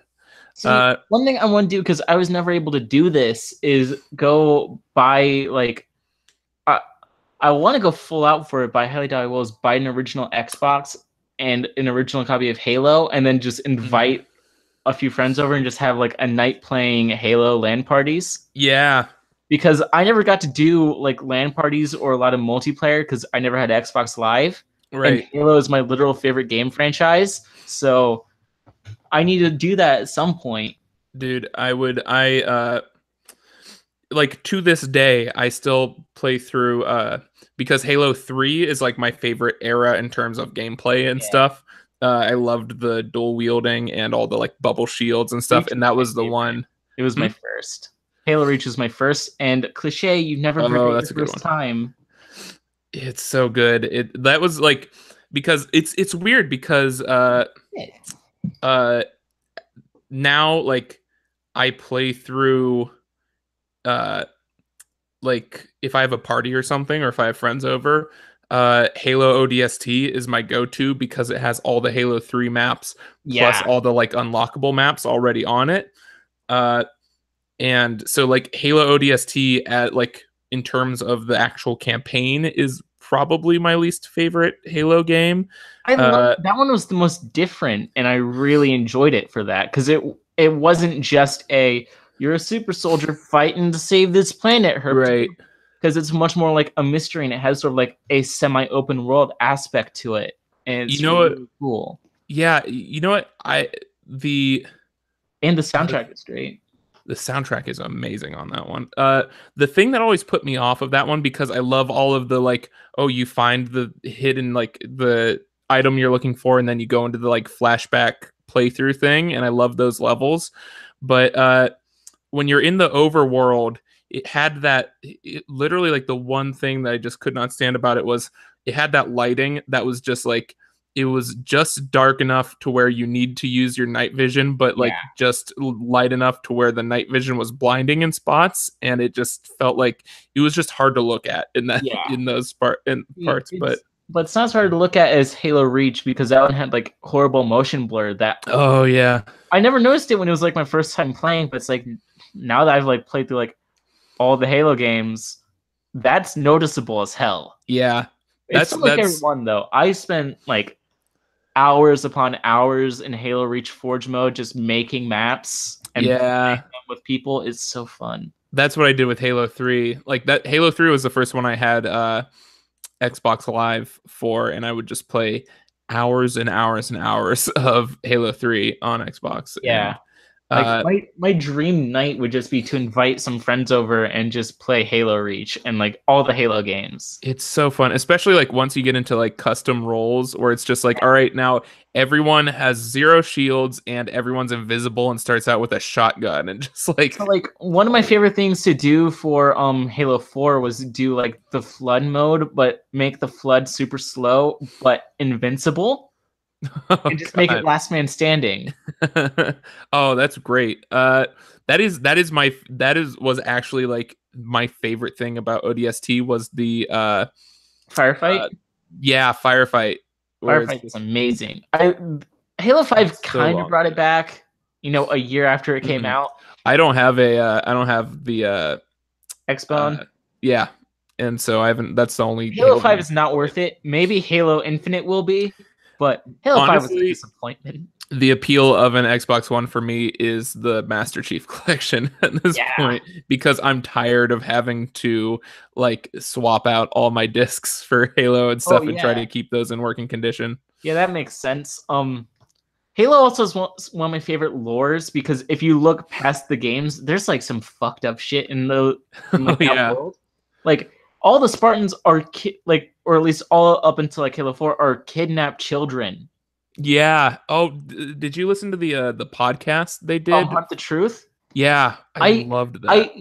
Hunt the Truth is one of my favorite things to come out of the Halo franchise, more than some of the games. Yeah, it is so good. Podcast to death. It was like Keegan Michael Key was like the main voice on it and stuff. Yeah. Like it's so good. I love like I feel like podcasts need to be used more for just good fiction and stuff like that. Like that is like ever since Hunt the Truth came out, I've wanted to do an episodic like dramatic show like Hunt the Truth, like a radio show. Yeah, like, that's what radio shows used to be, and then podcasts very quickly became more so about it's like a radio show, except it's just a conversation and not like old school pre-TV radio shows. And then now we have things like Welcome to Night Vale and stuff like that, which is stuff that you would see on the radio. Right. A narrative like story told like every week on the radio.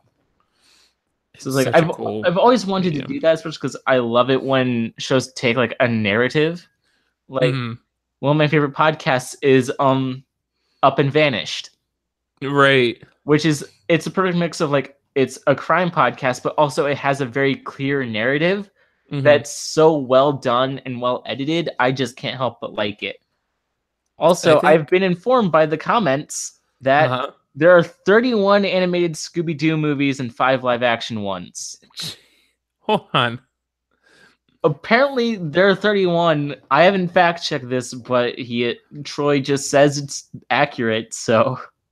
What are the other 3 live action? I don't know about the other 3 live action TV movies, or like direct to cartoon. Oh, okay. There was like so after Scooby-Doo 2, there was one where it was them in high school, and then that's the only one I remember where it's like The Mystery Begins or something like that.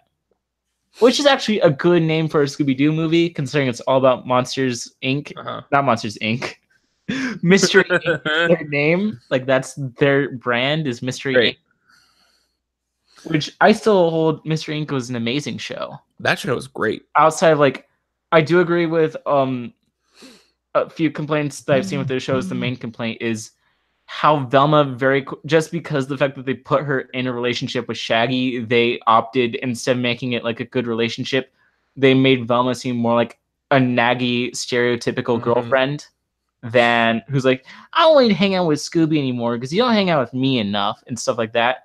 Yeah. But it's like, I don't think that's how I like that relationship. I don't think that's how it would go at all. I feel different than you're spending too much time with your dog than me. Which, when you put it that way, it makes sense why she's angry. But also, the dog can talk, so... Yeah, no, if I had a talking dog, I would just hang out with that dude all the time. That'd be Who awesome. needs relationships when you have man's best friend to talk to? Exactly. And he can talk back instead of just barking and sniffing your butt. At some point, I really just want to do, like, a marathon of, like, back-to-back marathon of Mystery Inc. and Gravity Falls. Like... together would just be such a fun time. I have not seen Gravity Falls yet. I've seen like a few episodes here and there. And it's one of those shows that has been so highly recommended to me that I feel like I have too much of high hopes for it at this point. Yeah, no. I think a good way to look at it is just like just Scooby-Doo without the Scooby-Doo characters, pretty much. Like, it has very much that same format of like, oh, something spooky is happening here, but also like it's actually supernatural. But the thing that I love about it is anything with sort of a sub narrative, like some kind of like where you can do research and you can find all the clues within the thing, because that thing's so layered with that. It's great. I get so obsessed with. I remember when The Dark Knight was coming out, they had the viral campaign with like, I believe in Harvey Dent, and like they had these websites you could go to, and so my friend Troy, who's actually in the comments right now, brought that up to me and the rest of our podcasting buddies, because I didn't know that was a thing. Yeah, no, I was very involved in that. That was so addictive. It's cool. It's fascinating, and I wish I had like a solid internet connection back when that movie was coming out, because I would have totally participated in that instantly. That's so cool. It was so cool, and it was like you could call this. You could call this number, and it's like it's you leave a voicemail for Jim Gordon and all this stuff, and like it would actually have the actors talking. Like you would get like a campaign message from Harvey Dent for his re-election and all this stuff. It's a good time. Yeah, it's like I love that kind of stuff. It's so cool. It's like it's one of the reasons why I liked Hunt the Truth, because while that didn't necessarily have like a whole research element to it, it did have like an element of, while listening to it, you did feel like you were in that world, listening to like this evidence that would, like, to somebody who hasn't read the books, who's only played like the games, that must be mind blowing. Right. Where it's like, Master Chief is a kid? What? That's something that I really want make stuff to work towards at some point with, like, because we do comics and videos and all this stuff. I really want that. I just think it's so cool anytime something is like multimedia, where it's just like you have to like watch this and play this and read this to get like the whole story. It just feels like you're so much more involved with it, and you're sort of piecing it together. But yeah, and like even the Cloverfield movies have been really good about those sort of viral campaigns too. What movies need to do like campaigns like that? Well, it's like interactive and immersive stuff. I'm surprised Marvel doesn't really do that. Like Marvel could do. Where is my like officially done Daily Bugle podcast? Oh my god, that would be great. If you've played or seen any footage from like this new Spider-Man game, J. Jonah Jameson's one of the most entertaining parts about that game. Yeah. For me. I would pay good money. I'd pay for Stitcher just to have that. Right. It is, now that I think about it, like it's crazy that The Dark Knight was one of those things to do that, because like you've never seen, like, I think Hellboy 2 did it a little bit, but like other than that, like you don't really see that with like superhero movies, and just creating that idea of like, oh, it's in the real world. Okay, so this was a topic for the show, the show yesterday that I did on the radio that I forgot about. I don't think, no, it wasn't on yesterday because I only saw the news today. As Troy pointed out in the comments, on Craigslist they put Daredevil's apartment on sale. That's pretty great for season 3. Yeah, which season that's 3, a good way to like do that. 10, 11. We're a week away from season 3, so it's time for me to wake up at 3 in the morning again to watch that show. I 100% stayed up like all night to watch like the first 4 or 5 episodes, like until I passed out for season 1. But I'm so pumped for. I honestly think Kingpin is my favorite live action Marvel villain that we've gotten. I have to go with the Purple Man. Purple Man was really cool. Although, what kind of spoiled me for Purple Man was, have you read through Mark Waid's Daredevil run? I read through up until he goes to California. Right. I think it's right after that it's around there where they have a Purple Man arc, and it's Daredevil dealing with his depression, but they have this whole thing with Purple Man's children, and those tie into Charles Soule's recent run. Oh, really? Cool. Yeah, because it starts off where only Foggy knows who Daredevil is, and Foggy is clearly upset by this, and they don't explain it for like several volumes, and like there's an issue where he goes like Captain America, and he's trying to defuse a bomb, and Captain America's like, well, what's the timer say? What color are the wires? And he's like, damn, Captain America doesn't know who I am anymore. And then they tie it into Purple Man's children like a few volumes later. Oh, okay. Yeah, it's super cool. Charles Soule's run's coming to an end soon with an event called The Death of Daredevil, which don't you dare touch my Murdoch, Marvel, or I will riot. Oh my gosh, they're gonna find a new blind person to make Daredevil. The recent arc, so a while ago there was a story that I don't think I ever read where Daredevil pretends he has a brother named Mike Murdoch. Oh yeah, that's old school Daredevil. There's an Inhuman. So there's an Inhuman that whatever he reads comes into existence, and he's reading a file on that was written about Mike Murdoch, and he was brought into existence. So that's that's the arc that's currently happening, is like Daredevil versus Mike Murdoch. That's amazing. Like his whole, because it was always so like corny, over the top. Man Without Fear in 2019 coming out. Okay, well, so Matt Murdock's not going to die, hopefully. It could be another fearless man. Who knows? That's one thing I loved about Mark Waid's run with it, was like him actually getting into I feel like the Man Without Fear was sort of just a label that they slapped on him for a while, and it wasn't like especially accurate. But it was just like getting back to that whole like, oh no, he's actually like very self-destructive and sort of like insane to do this stuff that he does, especially being blind while doing it. But also, it was definitely a tonal change, because before then it's like, Daredevil's been this dark and gritty character since Frank Miller entered the book, and Mark Waid was like, we're gonna have those elements, but in my story, Daredevil's gonna be basically faking it till he makes it, so our story's gonna be happy and swashbuckling. Despite the fact that like the tone, like if you look past, like he's like riding Silver Surfer's surfboard, and he's like doing backflips off buildings. It's like, that is like, it's dark because he isn't dealing with it. He's just like, I'm happy, damn it, I'm fucking happy. That was, yeah, I loved how they pulled that off because it was an actual like fun comic, but it was like you knew that he was just sort of burying that stuff Yeah, for a and he lot is of it. like he's getting pulled at the seams the whole time by Hmm. like this secret organization. Hmm. And it's like really cool. And the issue where he announces who he is to the public, Hmm. where it's like everybody knows, but he enters a court case and he's like, I am Daredevil. Hmm. That speech at the end about why superheroes have a secret identity is one of my favorite Daredevil moments. It's so good. Yeah, where he goes on a rant about why it is that he constantly lies, like, oh well, you can justify it to an extent. Hmm. So I it's so think good.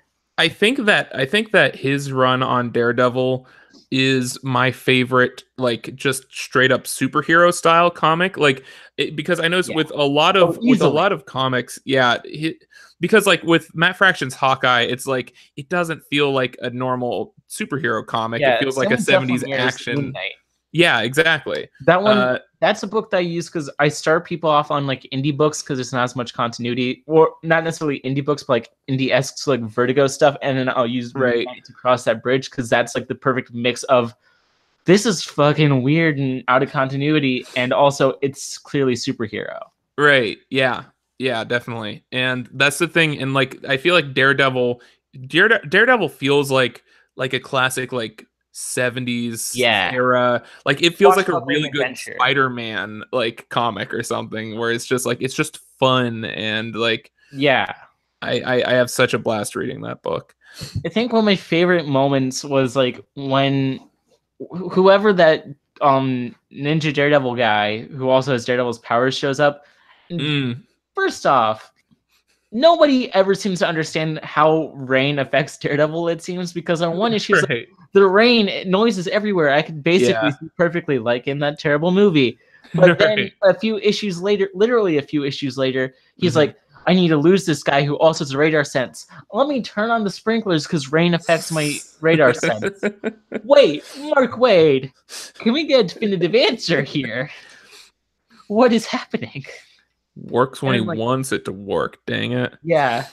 Emily, Yeah, I it's all didn't over care the that place. much, but like one of my favorite moments was when he turns on the sprinklers. He's like cowering. He's like cowering in the corner, and the guy walks by. It's like he's about to pick up a bat, and then the guy's like, "You should probably reach for the red one." And he's like, "He's not blind," and then gets his ass kicked. He's not blind. Now, can we get that character into the Netflix shows? Oh yeah. I don't know. I just need my bullseye. I'm Yeah. just dying for bullseye. Now, can we Uh, get him? Can we get him doing the thing from the movie that I don't think he's ever done in the comic, where he taps his head after like killing someone's like bullseye? oh my gosh. I am so fucking fascinated by Colin Farrell's bullseye. It's such a monument of bizarrety and Yeah, I don't entertainment. think I've ever seen that movie all the way through. Oh my gosh, it's so crazy. You know what? Actually, this is one thing I'm calling dibs on it now because I've been planning this out for months. This April Fool's Day, I'm doing a video specifically about in the Daredevil movie. It's going to be like a 15-minute video, and Oh, it's going to be geez. about in the Daredevil movie. There is the part where because it's after he lets the guy die by getting hit by the subway towards the Oh, beginning, yeah. and then there's the whole like the police crime scene is there, and then what's the news reporter that was God, what's the news reporter's name?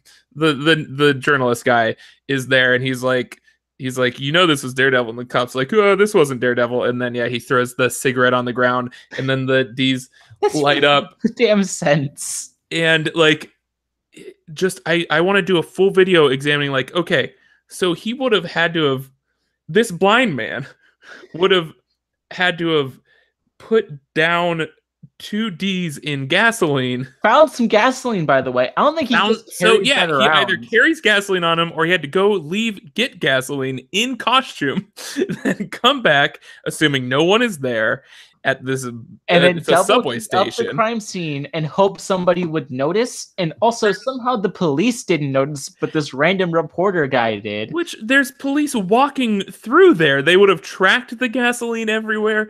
Every single part of that makes no sense whatsoever. And it is such insanity. And it is like peak. Actually, I feel like that describes the Venom film. It is just like it's entertaining, but it makes so many things make zero sense Now, whatsoever. if this Daredevil deconstruction of this scene, if you will, Uh-huh. I want you to do it like it's a serious thing and like it's one Oh of the yeah. best scenes you've ever seen. Just Praise how did it. we Praise it for all arrive of at its this insanity? brilliant scene? Also, Jake, also known as Comic Fanboy, says, "Whoa, that's a sweet stash." Thank you very much, Jake. I agree. I wish I could grow facial hair. That is why I have the mustache, is because I can grow no other facial hair. It's like That's the one I someday can I'll do. be able to grow a bushy beard and it will be glorious. But I'm right now, it's praying. just I'll randomly get like bits of hair that just looks terrible, so I'll just shave it instantly. Yeah, this is the most stubble I can have, and I just have like so many random like bald Patches. spots on my face, and yeah, it's the worst. I wish I was born with facial hair. Imagine how weird that would be if babies were born with mustaches. That would be awesome. If That just would be everyone was awesome. born with, I would love to see like an alternate universe where instead of having head hair, everyone just had mustaches, and see the different styles of hair everyone would Yes, have with mustaches. mustaches. And it would be like some men are just unattractive because they've balded on their face and they have like mustache baldness. Yeah, It would be fascinating. that'd be great. That I want to go to just alternate worlds to see just what different versions of me are like. Then you run into the one where it's like I'm a serial killer, and it's oh boy, no thanks. I'd rather not see what happens when I fail that next quiz. But then this is what happens: is serial killer you turns you into the police because you're the person who's been guilty of all this, and then they get to go free.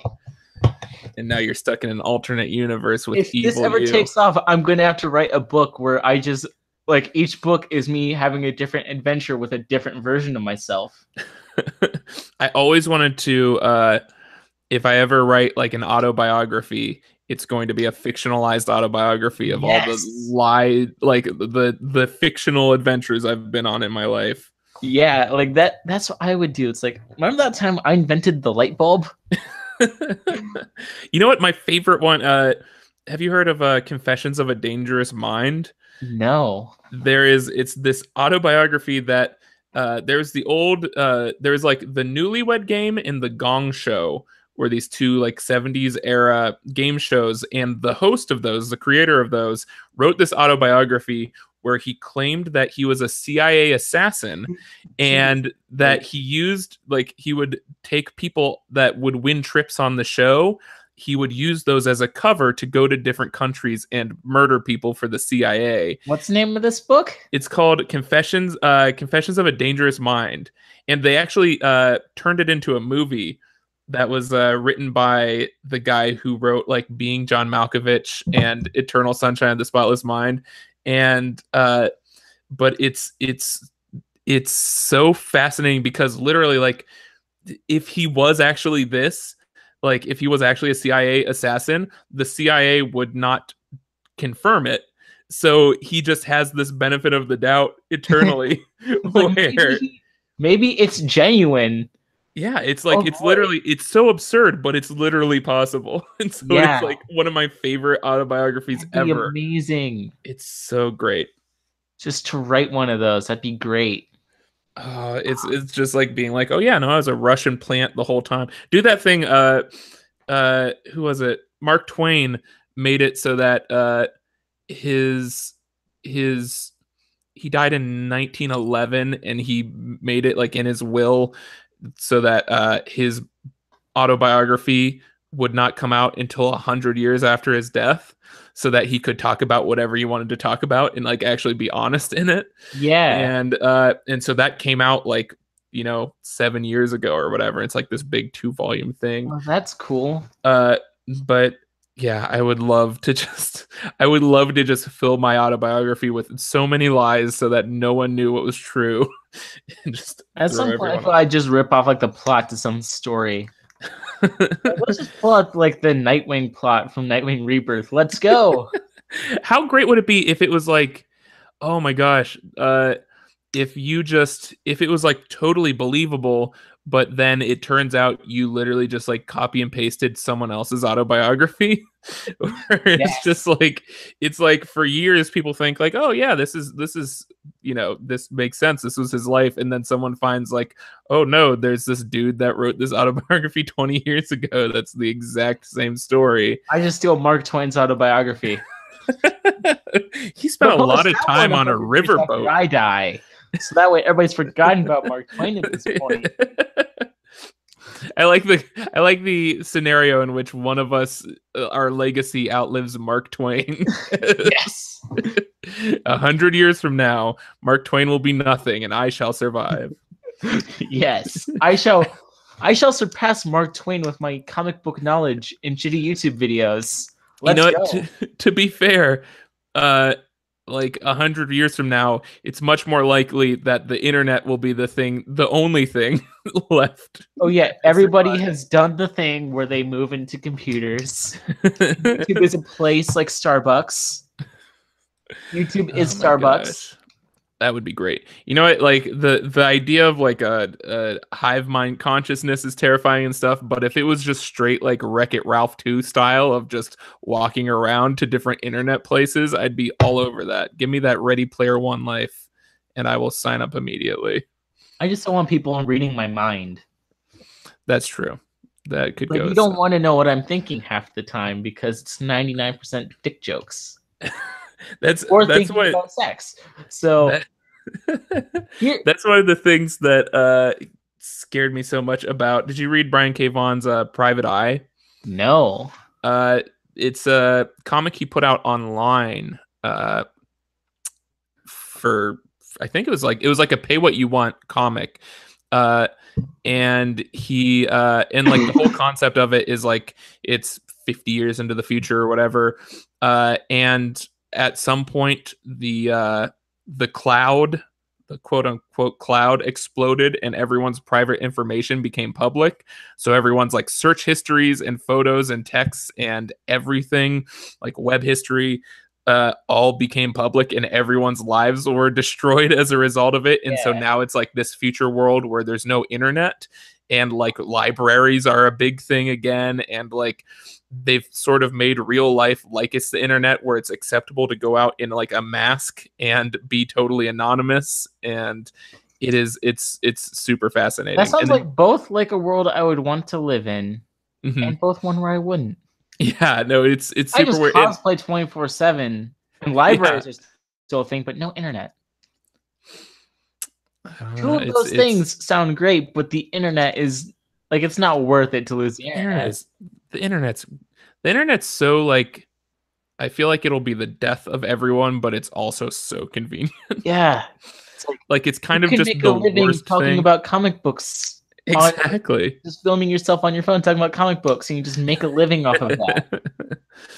There you go. It's like that's the new rock star is YouTuber. That's bizarrely accurate. Yeah.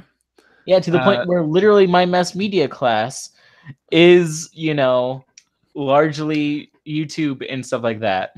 I remember, like, it's so weird because, like, I remembered when Justin Bieber got big, everyone was like, oh, he's a YouTube guy, and that's not like, he's just a YouTube kid. And it was such a weird concept that someone could become famous from YouTube.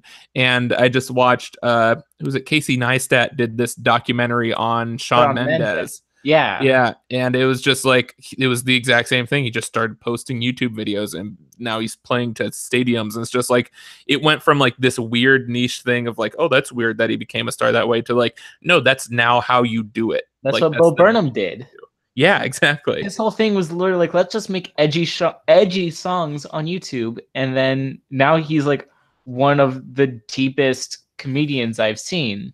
This is, I honestly, like, I feel like, because so many YouTubers' careers terrify me of like how they just die off.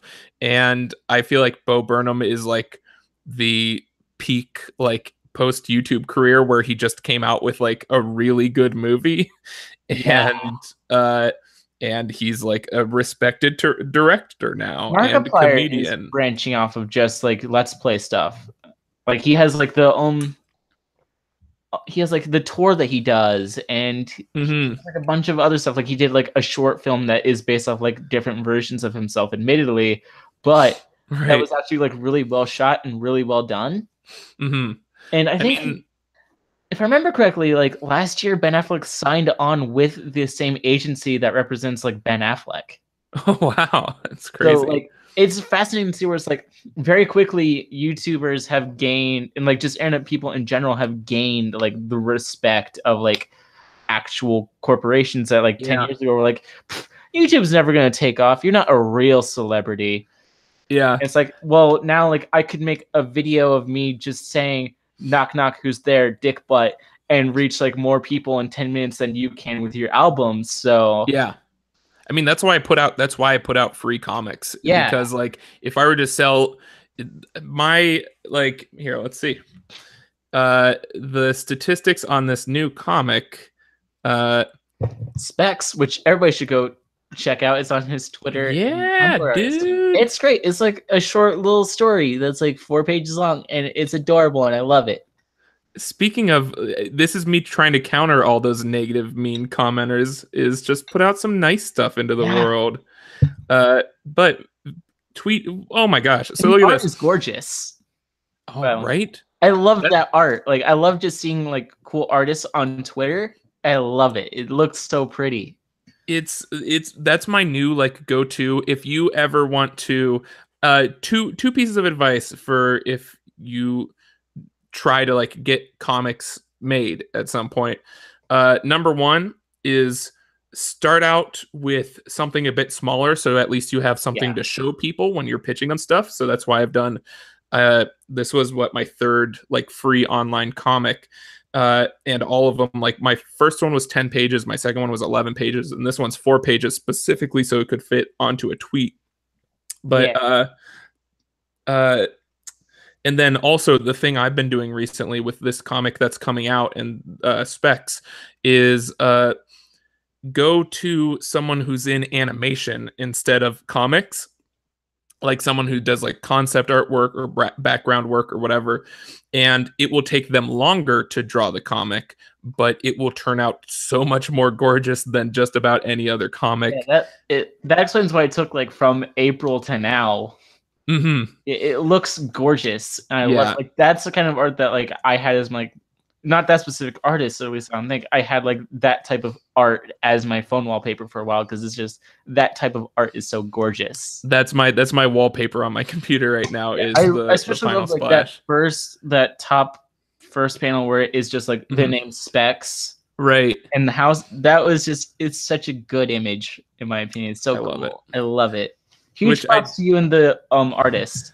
Thank you. So and I just noticed there's an emoji that is pretty much that first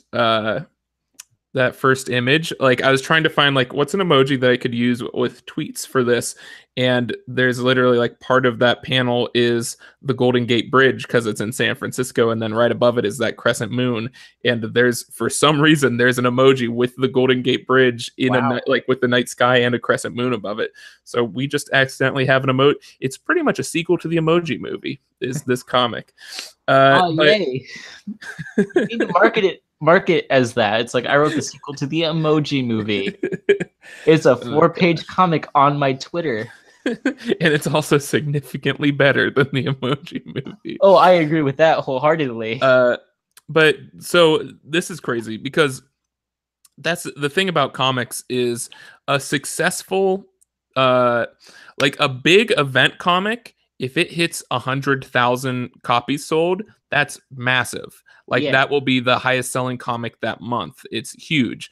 And according to my Twitter activity, my total engagement on this comic I just put out is 185,000. Oh, geez. So like this 4-page comic that I put out for free has gotten me more exposure than I would have gotten with the best selling comic of the month through like a big 2 thing. And it's just like, it makes so much more sense to just obviously I don't make as much money as I would if I had put out a big 2 comic, but just in terms of getting your stuff out there and getting people to see it, like, yeah, more people have read my comic than like whatever the last issue of Batman is, which is crazy. Speaking of Batman, I think while we were talking about Mark Twain, Jake commented, "This man is Tom King."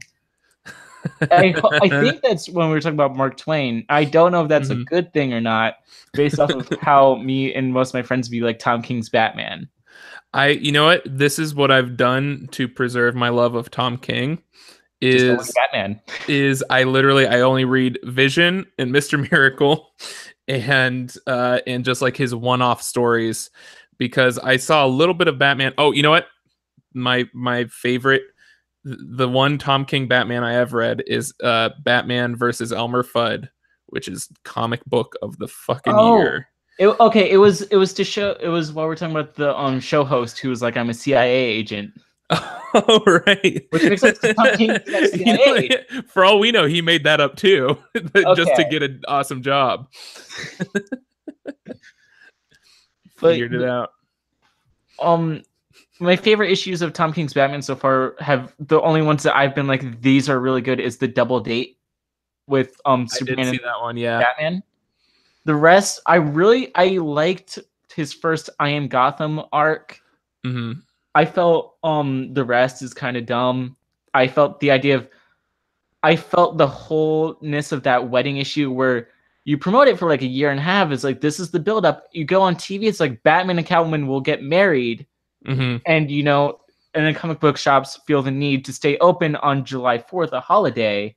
Right. Just to, cash in on this issue where nothing happens. Yeah. It's an issue, don't get me wrong, but what really sucks for him in that scenario is that when he decided that was probably like 2 years ago, and it was like he's just trying to figure out like, what makes a good story here. And I feel like when you're plotting that stuff out, you're never factoring in like, this is going to be a huge cultural phenomenon and people will be lining up out the door to see this. I need to make all of them happy. Like, if I was writing that, not in a million years would I factor that stuff in. And that's what terrifies me. Like, that's why I would not want to write Batman or something. Is like, I feel when you are writing an A-list character and you've like there have been like wedding issues where this stuff has happened, like Spider-Man and Superman have gotten married before, and etc. It's like, you should know by this point the reaction that such a big colossal shift in Batman's world is going to have. Yeah, it's also, it's I feel just that is DC's marketing campaign where there's a wedding. Like, I feel like he wouldn't have made a big deal about it. But DC was like, well, technically there's a wedding, so we're gonna send you to like Seth Meyers. They like put out wedding invitations and playlists and like the big reveal of what her dress looked like and all this stuff. Like, I think because they obviously knew what was gonna happen at that point, don't bring up all that hype. Just make it like, oh yeah, here's Batman's new arc. Because I don't think everyone would have been as hyped up about Batman's wedding if DC hadn't made it this big event. And that was a bad choice on the marketing end. It sold a crazy amount of issues, but like in terms of reaction to it, that does it no favors whatsoever. As Jake just put in the comments, Tom does great with one-off stories and mini arcs. Brave in the Mold, Annuals 1 and 2, Double Date, Super Friends, and Elmer Fudd are all great. I think honestly, because clearly his biggest inspiration is like Alan Moore, and a lot of Watchmen is like in the stuff he does. But like on that front, I don't know if I'd want to read an Alan Moore continuing Batman series. Like, that does not seem like it's up his alley at all. Speaking of Alan Moore, there's a image that I saw earlier today of Alan Moore with like a Vive headset on. Which is hilarious to me, because apparently like this guy is like doing a VR game, and when he's in Brighton, he asked Alan Moore to demo it. Oh my gosh, that's amazing. It boggles my mind to see, like, because earlier today a poem from famed like classic singer-songwriter Leonard Cohen who died a couple years ago, a poem of his just came out that's like him shitting on Kanye West. And it's just like, what world do we live in anymore where the guy that wrote Hallelujah is talking about how he's better than Kanye West and is doing like a diss track? And like, it's just so surreal and weird. And like, even God, what was the I think it was Google just like came out with they announced a new phone, and they had Terrence Malick, who's like this like legendary filmmaker that has done all these like Kubrick level films. He just came out with like a 30-second commercial for them that was shot on a Pixel phone, and it's just like it is so weird the times we live in. It's such nonsense. To come on the DC thing, Troy comments, DC's marketing is honestly the worst thing in the company. It destroyed Doomsday Clock's hype, made me dread Heroes in Crisis, tired and uninterested of the wedding. I know English. And Bendis was coming became a joke. Yeah, that was, oh my gosh. I would absolutely hate to be Brian Michael Bendis in that whole scenario, because he just like, I've always enjoyed what he does. It feels like a very niche thing that he does. Mm-hmm. And like the thing I like about his stuff is the thing I like about like stage plays, where it's like fun dialogue and stuff. But like for some reason, I've never seen him as like the big massive event orchestrating like writer that they've tried to make him so many times. Like, it's just, no, he's consistently like done fun, interesting stuff that is pretty fucking good. And yeah, to put that much hype on his like Superman comic and everything, like I would have never in a million years would want to be him in that situation. They're really just, they have consistently like screwed over their own people with the amount of hype they're putting into stuff, which ironically, apparently all they had to do was put Batman's dick in a comic, because that sold out like crazy, like everywhere. People would just go in and like be like, I need to buy the comic that has Batman's dick in it. And it's like, it's such an absurd, weird thing. And it's weird. It's Black Label specifically is supposed to be like uncensored comics, and then instantly they back down from that because like, oh no, some people saw Batman's penis. Yeah, and it sold really well for them, and also a lot of people were like, okay, cool. Like, I don't think anyone was really offended by it. They're just like, this is crazy. I'm gonna go check this out. Like late night show hosts needing a topic. Exactly. And then for DC to be like, oh, we didn't, like, we this won't happen again. Like, they immediately went back on what Black Label is, where it's just like, if it was boobs, they'd be totally cool with it, and there wouldn't be like, it's like if they had naked Catwoman, like everyone would be like, oh, this is we're gonna have this be a whole series now. Like, which is weird, like, because they have like a lot worse things that they have published under, you know, their various titles, way worse than penises and boobs. Look at look at anything like Rorschach does in Watchmen, and like they've been a ton of Vertigo. Read Hellblazer. Oh my gosh, yeah.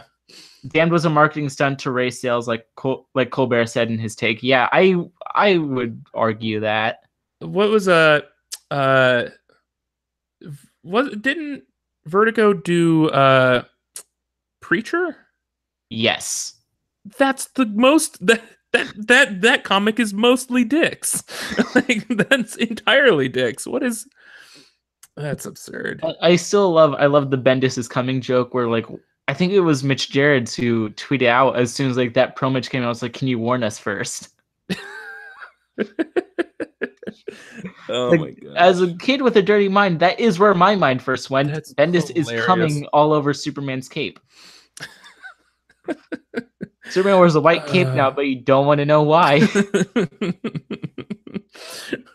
We're bringing back the underwear to hide the erection. Yes. Those costumes hide no erection. Like, those trunks were meant to be like, the trunks that circus performers wore were like baggy shorts over their skin tight costume. Right. When it comes to like superhero outfits, those trunks still seem skin tight. Like, if you like, that's not hiding anything. I don't understand. I don't understand so many superhero outfits. Like, I'm assuming they are all wearing like dancers belts underneath there, but that must be like the most uncomfortable thing. Like when in Ultimate Spider-Man when like he was making out with Black Cat and then she threw up on his dick. That must be like the most uncomfortable thing, having a makeout Bendis is session coming. with like when you're like intentionally like clamping down on that area. It's just, oh boy, and then have somebody throwing up on that.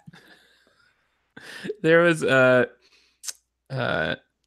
honestly like that's the one thing where just like the uncanny valley of just like I feel like superhero costumes are so rarely justified. Like Batman Begins tried to do it with like, oh, I'm trying to terrify people with my outfit, so that's why I wear this bat suit. And like Iron Man, it made perfect sense because that is his power, is his crazy suit. But like I feel like so many times it's just so bizarre. Like the I'm trying to think of like what one makes sense. Like I feel Spider-Man would make sense because he is a kid. He's like, I'm gonna have like a bright costume with a logo and everything. It's gonna be awesome. It's like I can understand like a kid who's like 14, 15 being like, yeah, I'm gonna make the most comic booky, bright, fun costume I can imagine. And even like Winter Soldier at this point is wearing like weird like it has emblems and stuff on it. And it's just like he's not a sports car driver. Like why would he not just have the most tactical gear on? I can also understand Captain America because when he was made, he was both literal propaganda, both in real life and in the story. That's one thing I really liked about how they did that with First Avenger was like, yeah, no, you are propaganda. Like you are literally just which also it's rare. It's like we're gonna make a super soldier and then just have him show up in plays. Right. How does that make sense if you made like you've essentially made a subspecies of super soldier, and instead of sending him out into the field like you should do, because he has super strength, nice super speed, probably a slight healing factor at some point, send him out into the field. No, we're just gonna have him go dance with these sexy ladies and tell everybody to go buy war bonds. Works on me. Makes sense. Oh boy. It makes sense, but also I still like having all the weird, colorful costumes. They're great. It's great. I want to like see Nightwing. It just cracks me up when they try to justify them, like because and they generally make an attempt to justify them, but like, it always. I want to see a movie where they do like the '89 Batman movie where they do the big bright bat logo. Oh like yeah, yellow around it, and then just do where it's like, well, why would you do that in this realistic, dark, gritty world? Well, you need a target somewhere, and I'm not gonna cover my face in Kevlar. Right. Yeah, that would actually make sense. I do like. I really. Each bond that you buy is a bullet in the barrel of your best guy's gun. Love the alliteration. That's one thing that I did appreciate about Ben Affleck's Batman was the Dark Knight Returns outfit. I really liked it. Cool. It was cool. I like Ben Affleck as Batman. Yeah, it just bums me out to see him not used well as Batman. Yeah, I would love to see him do the Matt Reeves one and like you could nail the role. Yeah, you know what? Here's my pitch for a Batman movie that it is the Batman movie I've wanted to see for so many years, and they've never done it, and it just keeps bumming me out.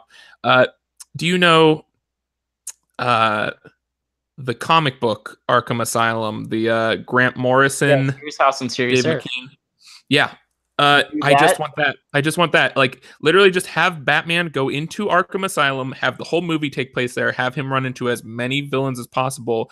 Cause like, I feel like they need to give every villain an origin story, every movie, but it's just like, people know who the fuck Mr. Freeze is. And if they don't, they see him shooting ice out of a gun. And it's like, oh, now I understand who Mr. Freeze is. Like, just give me that fun, like ensemble bad guy movie. Okay, if we're doing an adaptation of Serious House on Serious Earth, we have to make it look like a weird abstract painting, like that fucking book. That'd be great. If they can, if just like Into the Spider-Verse style, like animated Yes. Batman of just like, but like terrifying abstract paintings of like the Joker and stuff. Or Jake just, said, you know what? Star Spangled Man with a Plan was my alarm for most of my junior year. That's a good one. Yeah. I actually just saw for that whole Marvel film festival they did for the 10-year thing. I went to see Captain America in IMAX, and that was a fun time because that's Haley's favorite. I wanted to participate in that, but I didn't have anyone who was like, I will go see these 10 movies with you. I was like, oh, okay.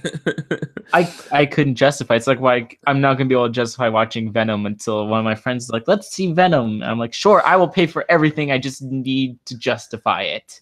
Yeah, that's what I love about one of the movie theaters near me. It's just every Tuesday, every movie is $5, and it's like so much like I can't do the like $16 to see IMAX 3D and all that stuff. That's like why I just watch in standard def, which is like $10 to $12 where I live.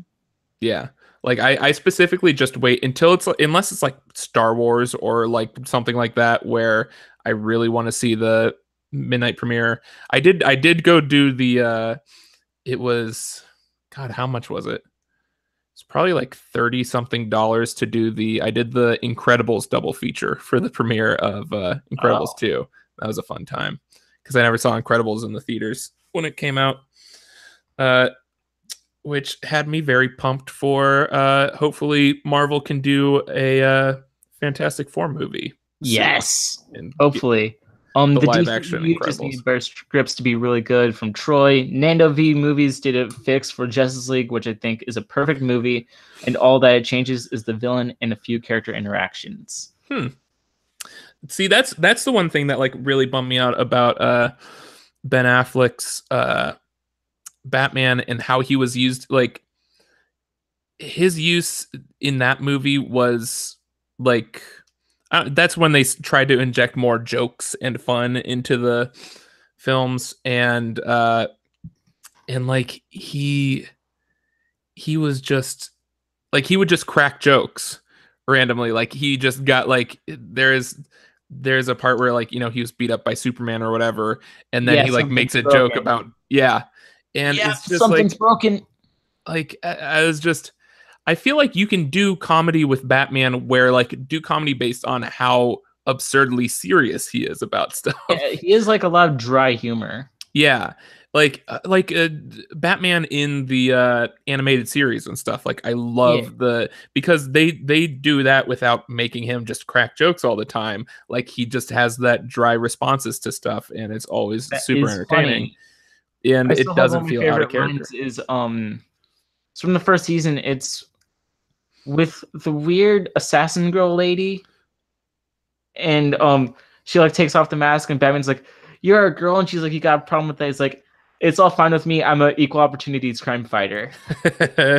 And that struck me as an Adam West line. Yeah, very much so. I can see Adam West's Batman making that line. Which, you know what? It's weird though, because I complain about Ben Affleck's Batman making jokes.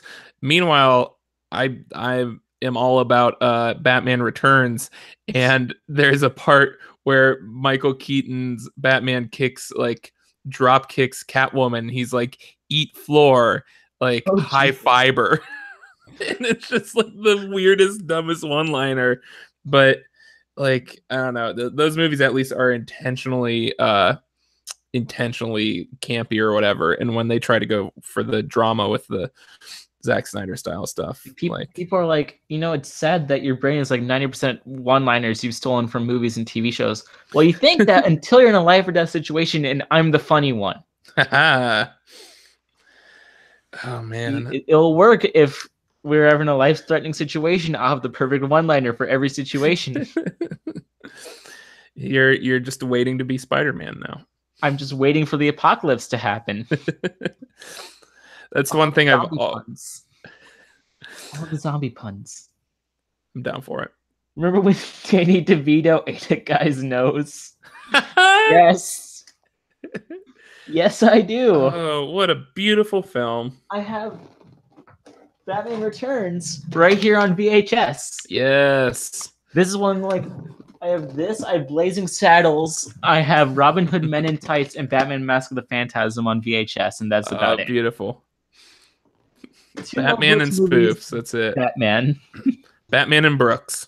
Yeah. That's all you need. The two Bs. The Bs that we both want. The Bs that every man wants, and it's disgusting. This is why we need, for Justice League 2, we need Mel Brooks to direct it. Yes. Mel Brooks directed superhero movies. Can we get this, please? You know what? What could be a good Mel Brooks directed superhero movie? Deadpool. Yeah. Deadpool would be great. Oh my gosh. If they're serious about going all in on Harley Quinn and making her a fundamental pillar of the DC universe. Oh man. Booster Gold? About it. Dude, Booster Gold is what I wanted James Gunn to do so badly. That'd be cool. I also want like a Booster Gold and Blue Beetle movie with Nathan Fillion involved somewhere. Absolutely. I just want like Booster Gold, James Batman Gunn written by James Gunn, directed by Mel Brooks. The three Bs, Batman, Brooks, and Bacon. Yes, that sounds like the perfect day. It's just Mel Brooks movies, Batman movies, and Bacon. Yes. Oh, I'm all for it.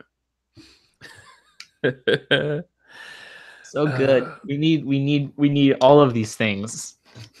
We need them all, man. Just all of them. All we need to do now is just tweet out some really offensive jokes so that DC will hire us.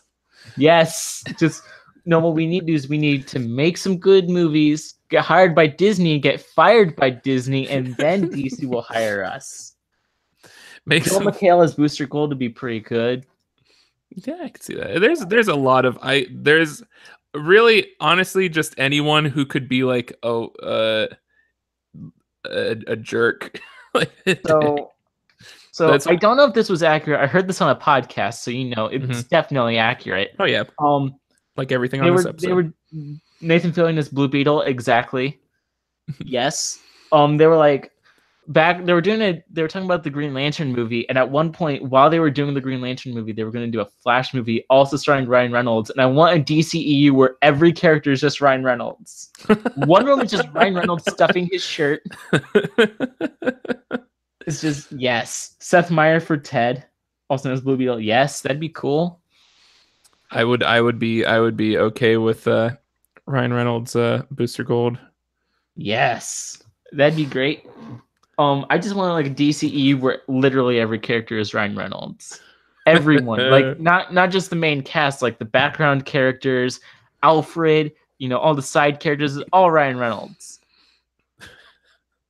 I'm very much here for it. Yes, can we like contact Ryan Reynolds and get him to make this? Like, can we do? You know what? Actually, on that front, instead of bringing Ryan Reynolds in as Deadpool into the MCU, bring him in as Multiple Man and just have a million Ryan Reynolds running around. Have just a bunch of Ryan Reynolds everywhere. It'd be great. It'd be so good. I just want to pitch all these movies.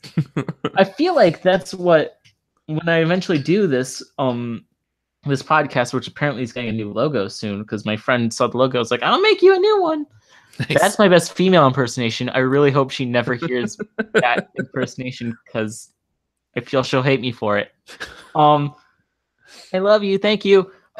Anyway, I feel that's how we should end it, is casting, but also I suck with like remembering actors.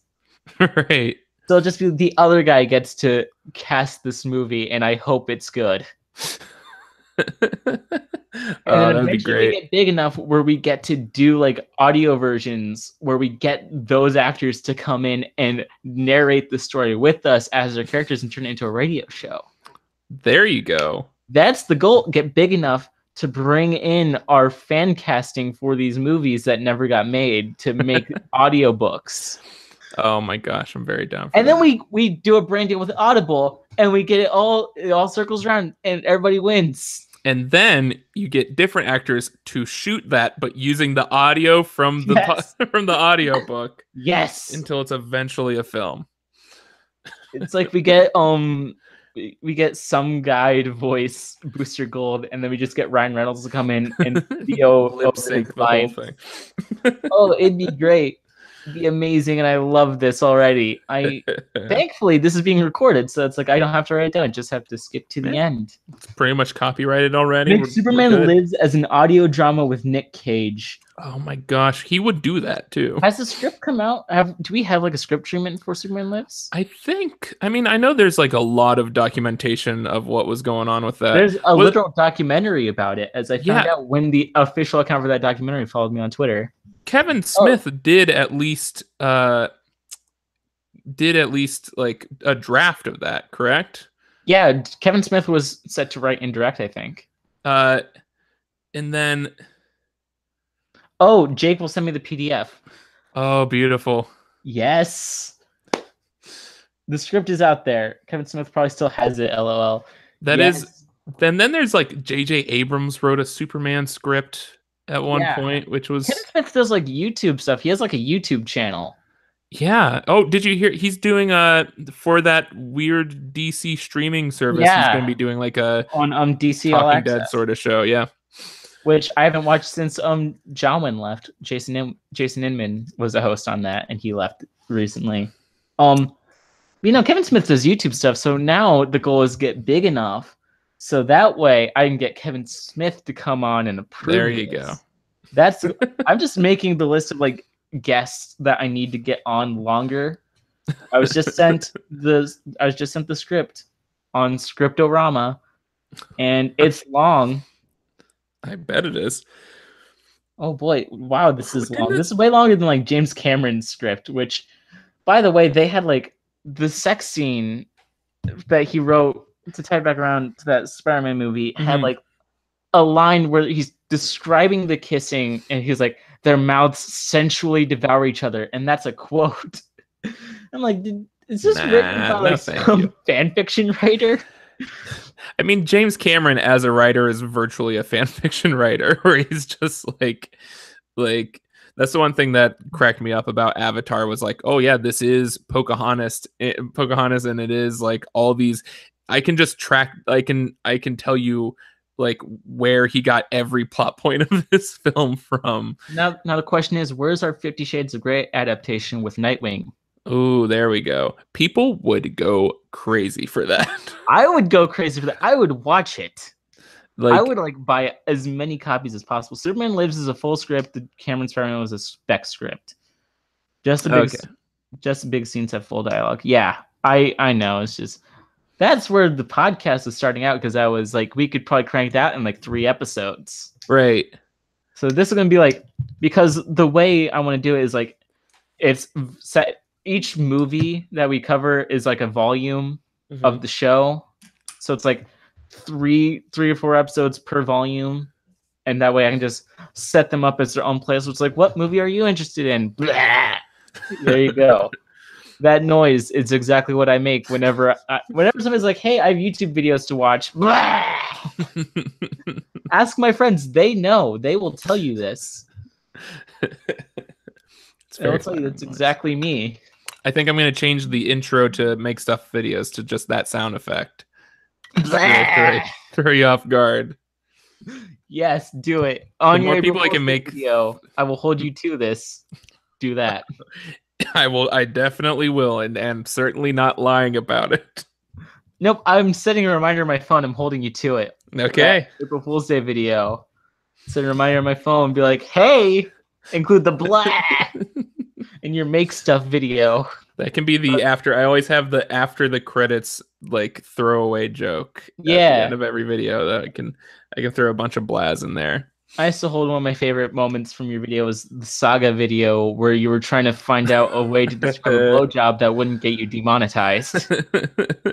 Ironically, that's one of the few non-demonetized videos I have up. How has that not been demonetized? It's comic people do not care about copyrights. So I know, but also like I feel like that one is the one that it's like had the most effort with like, maybe Hamilton, but also that one is educational and fun. Yeah. The Hamilton video is the first video I saw of yours. I don't think I realized that was your first video. It was great. Yeah, I was like, I typed down, I was like, what other people think of Hamilton other than it's great. Hamilton video essays, and yours was like one of the first ones to pop up. So I was like, oh, cool. It's good. Yeah. And then now we're here. Now we're here. So what you need to do to make lifelong friends, everybody, is find a random property and look up video essays. There you go. There you go. Then you'll get lifelong friends. Yep. That's how I met my wife. That's not how I met my wife.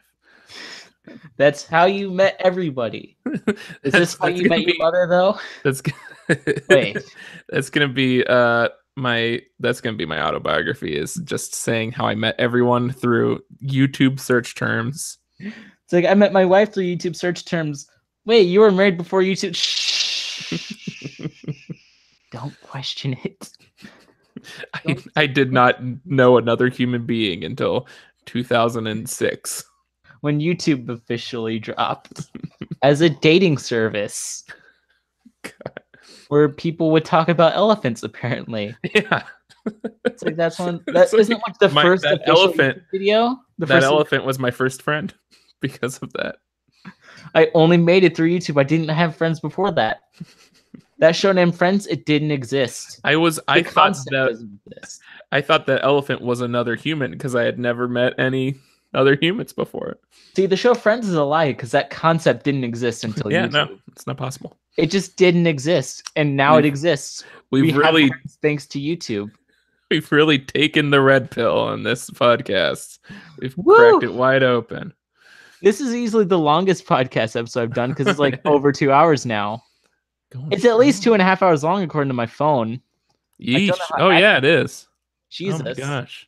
We could have read the whole Superman Live script. Yeah, I did that. I didn't do that once. Back when there was the predictive text Harry Potter chapter. Oh, it was actually the last episode of this podcast I did with Stu Dippin ended with us doing a reading of that. And it's one of my favorite things to just go back and listen to because it's great. I love that single chapter so much. It's great. I love it. But yeah, I'm probably going to go make a pizza now. So let's wrap it up. Where can people find you on the interwebs? Yo, check me out. Make Stuff on YouTube. And Johnathan Oscar on, JOHNATHONOSCAR. Really easy to spell. On Twitter. Those are the two good ones. Go check those out. I'll probably post it in the description when I get done making my pizzas. And no, Troy, I will not make this podcast Return of the King extended cut runtime. Because Lord of the Rings movies are head-aching, like migraine-inducingly long. I literally, for my wife and I's anniversary, we made a blanket fort in our living room and watched all 3 extended cuts of The Lord of the Rings. That was our whole day, and it was very long. As much as I despise the term relationship goals, I feel like that's one of the moments where it can apply because that sounds like the most perfect day ever. Fantastic. All right. And of course, subscribe to Make Stuff and follow him on Twitter. All that stuff is probably in the description below unless I'm lazy, which we all know I am. Yeah. But also, I'm on YouTube at Cosmic Nerd Studios, as you can tell by the fact that you're here on this channel, and Twitter at Brandovader and Instagram at Brandovader. I've started uploading photography because people have bugged me about it. So, nice. See ya, everybody. Smash that like button. That's a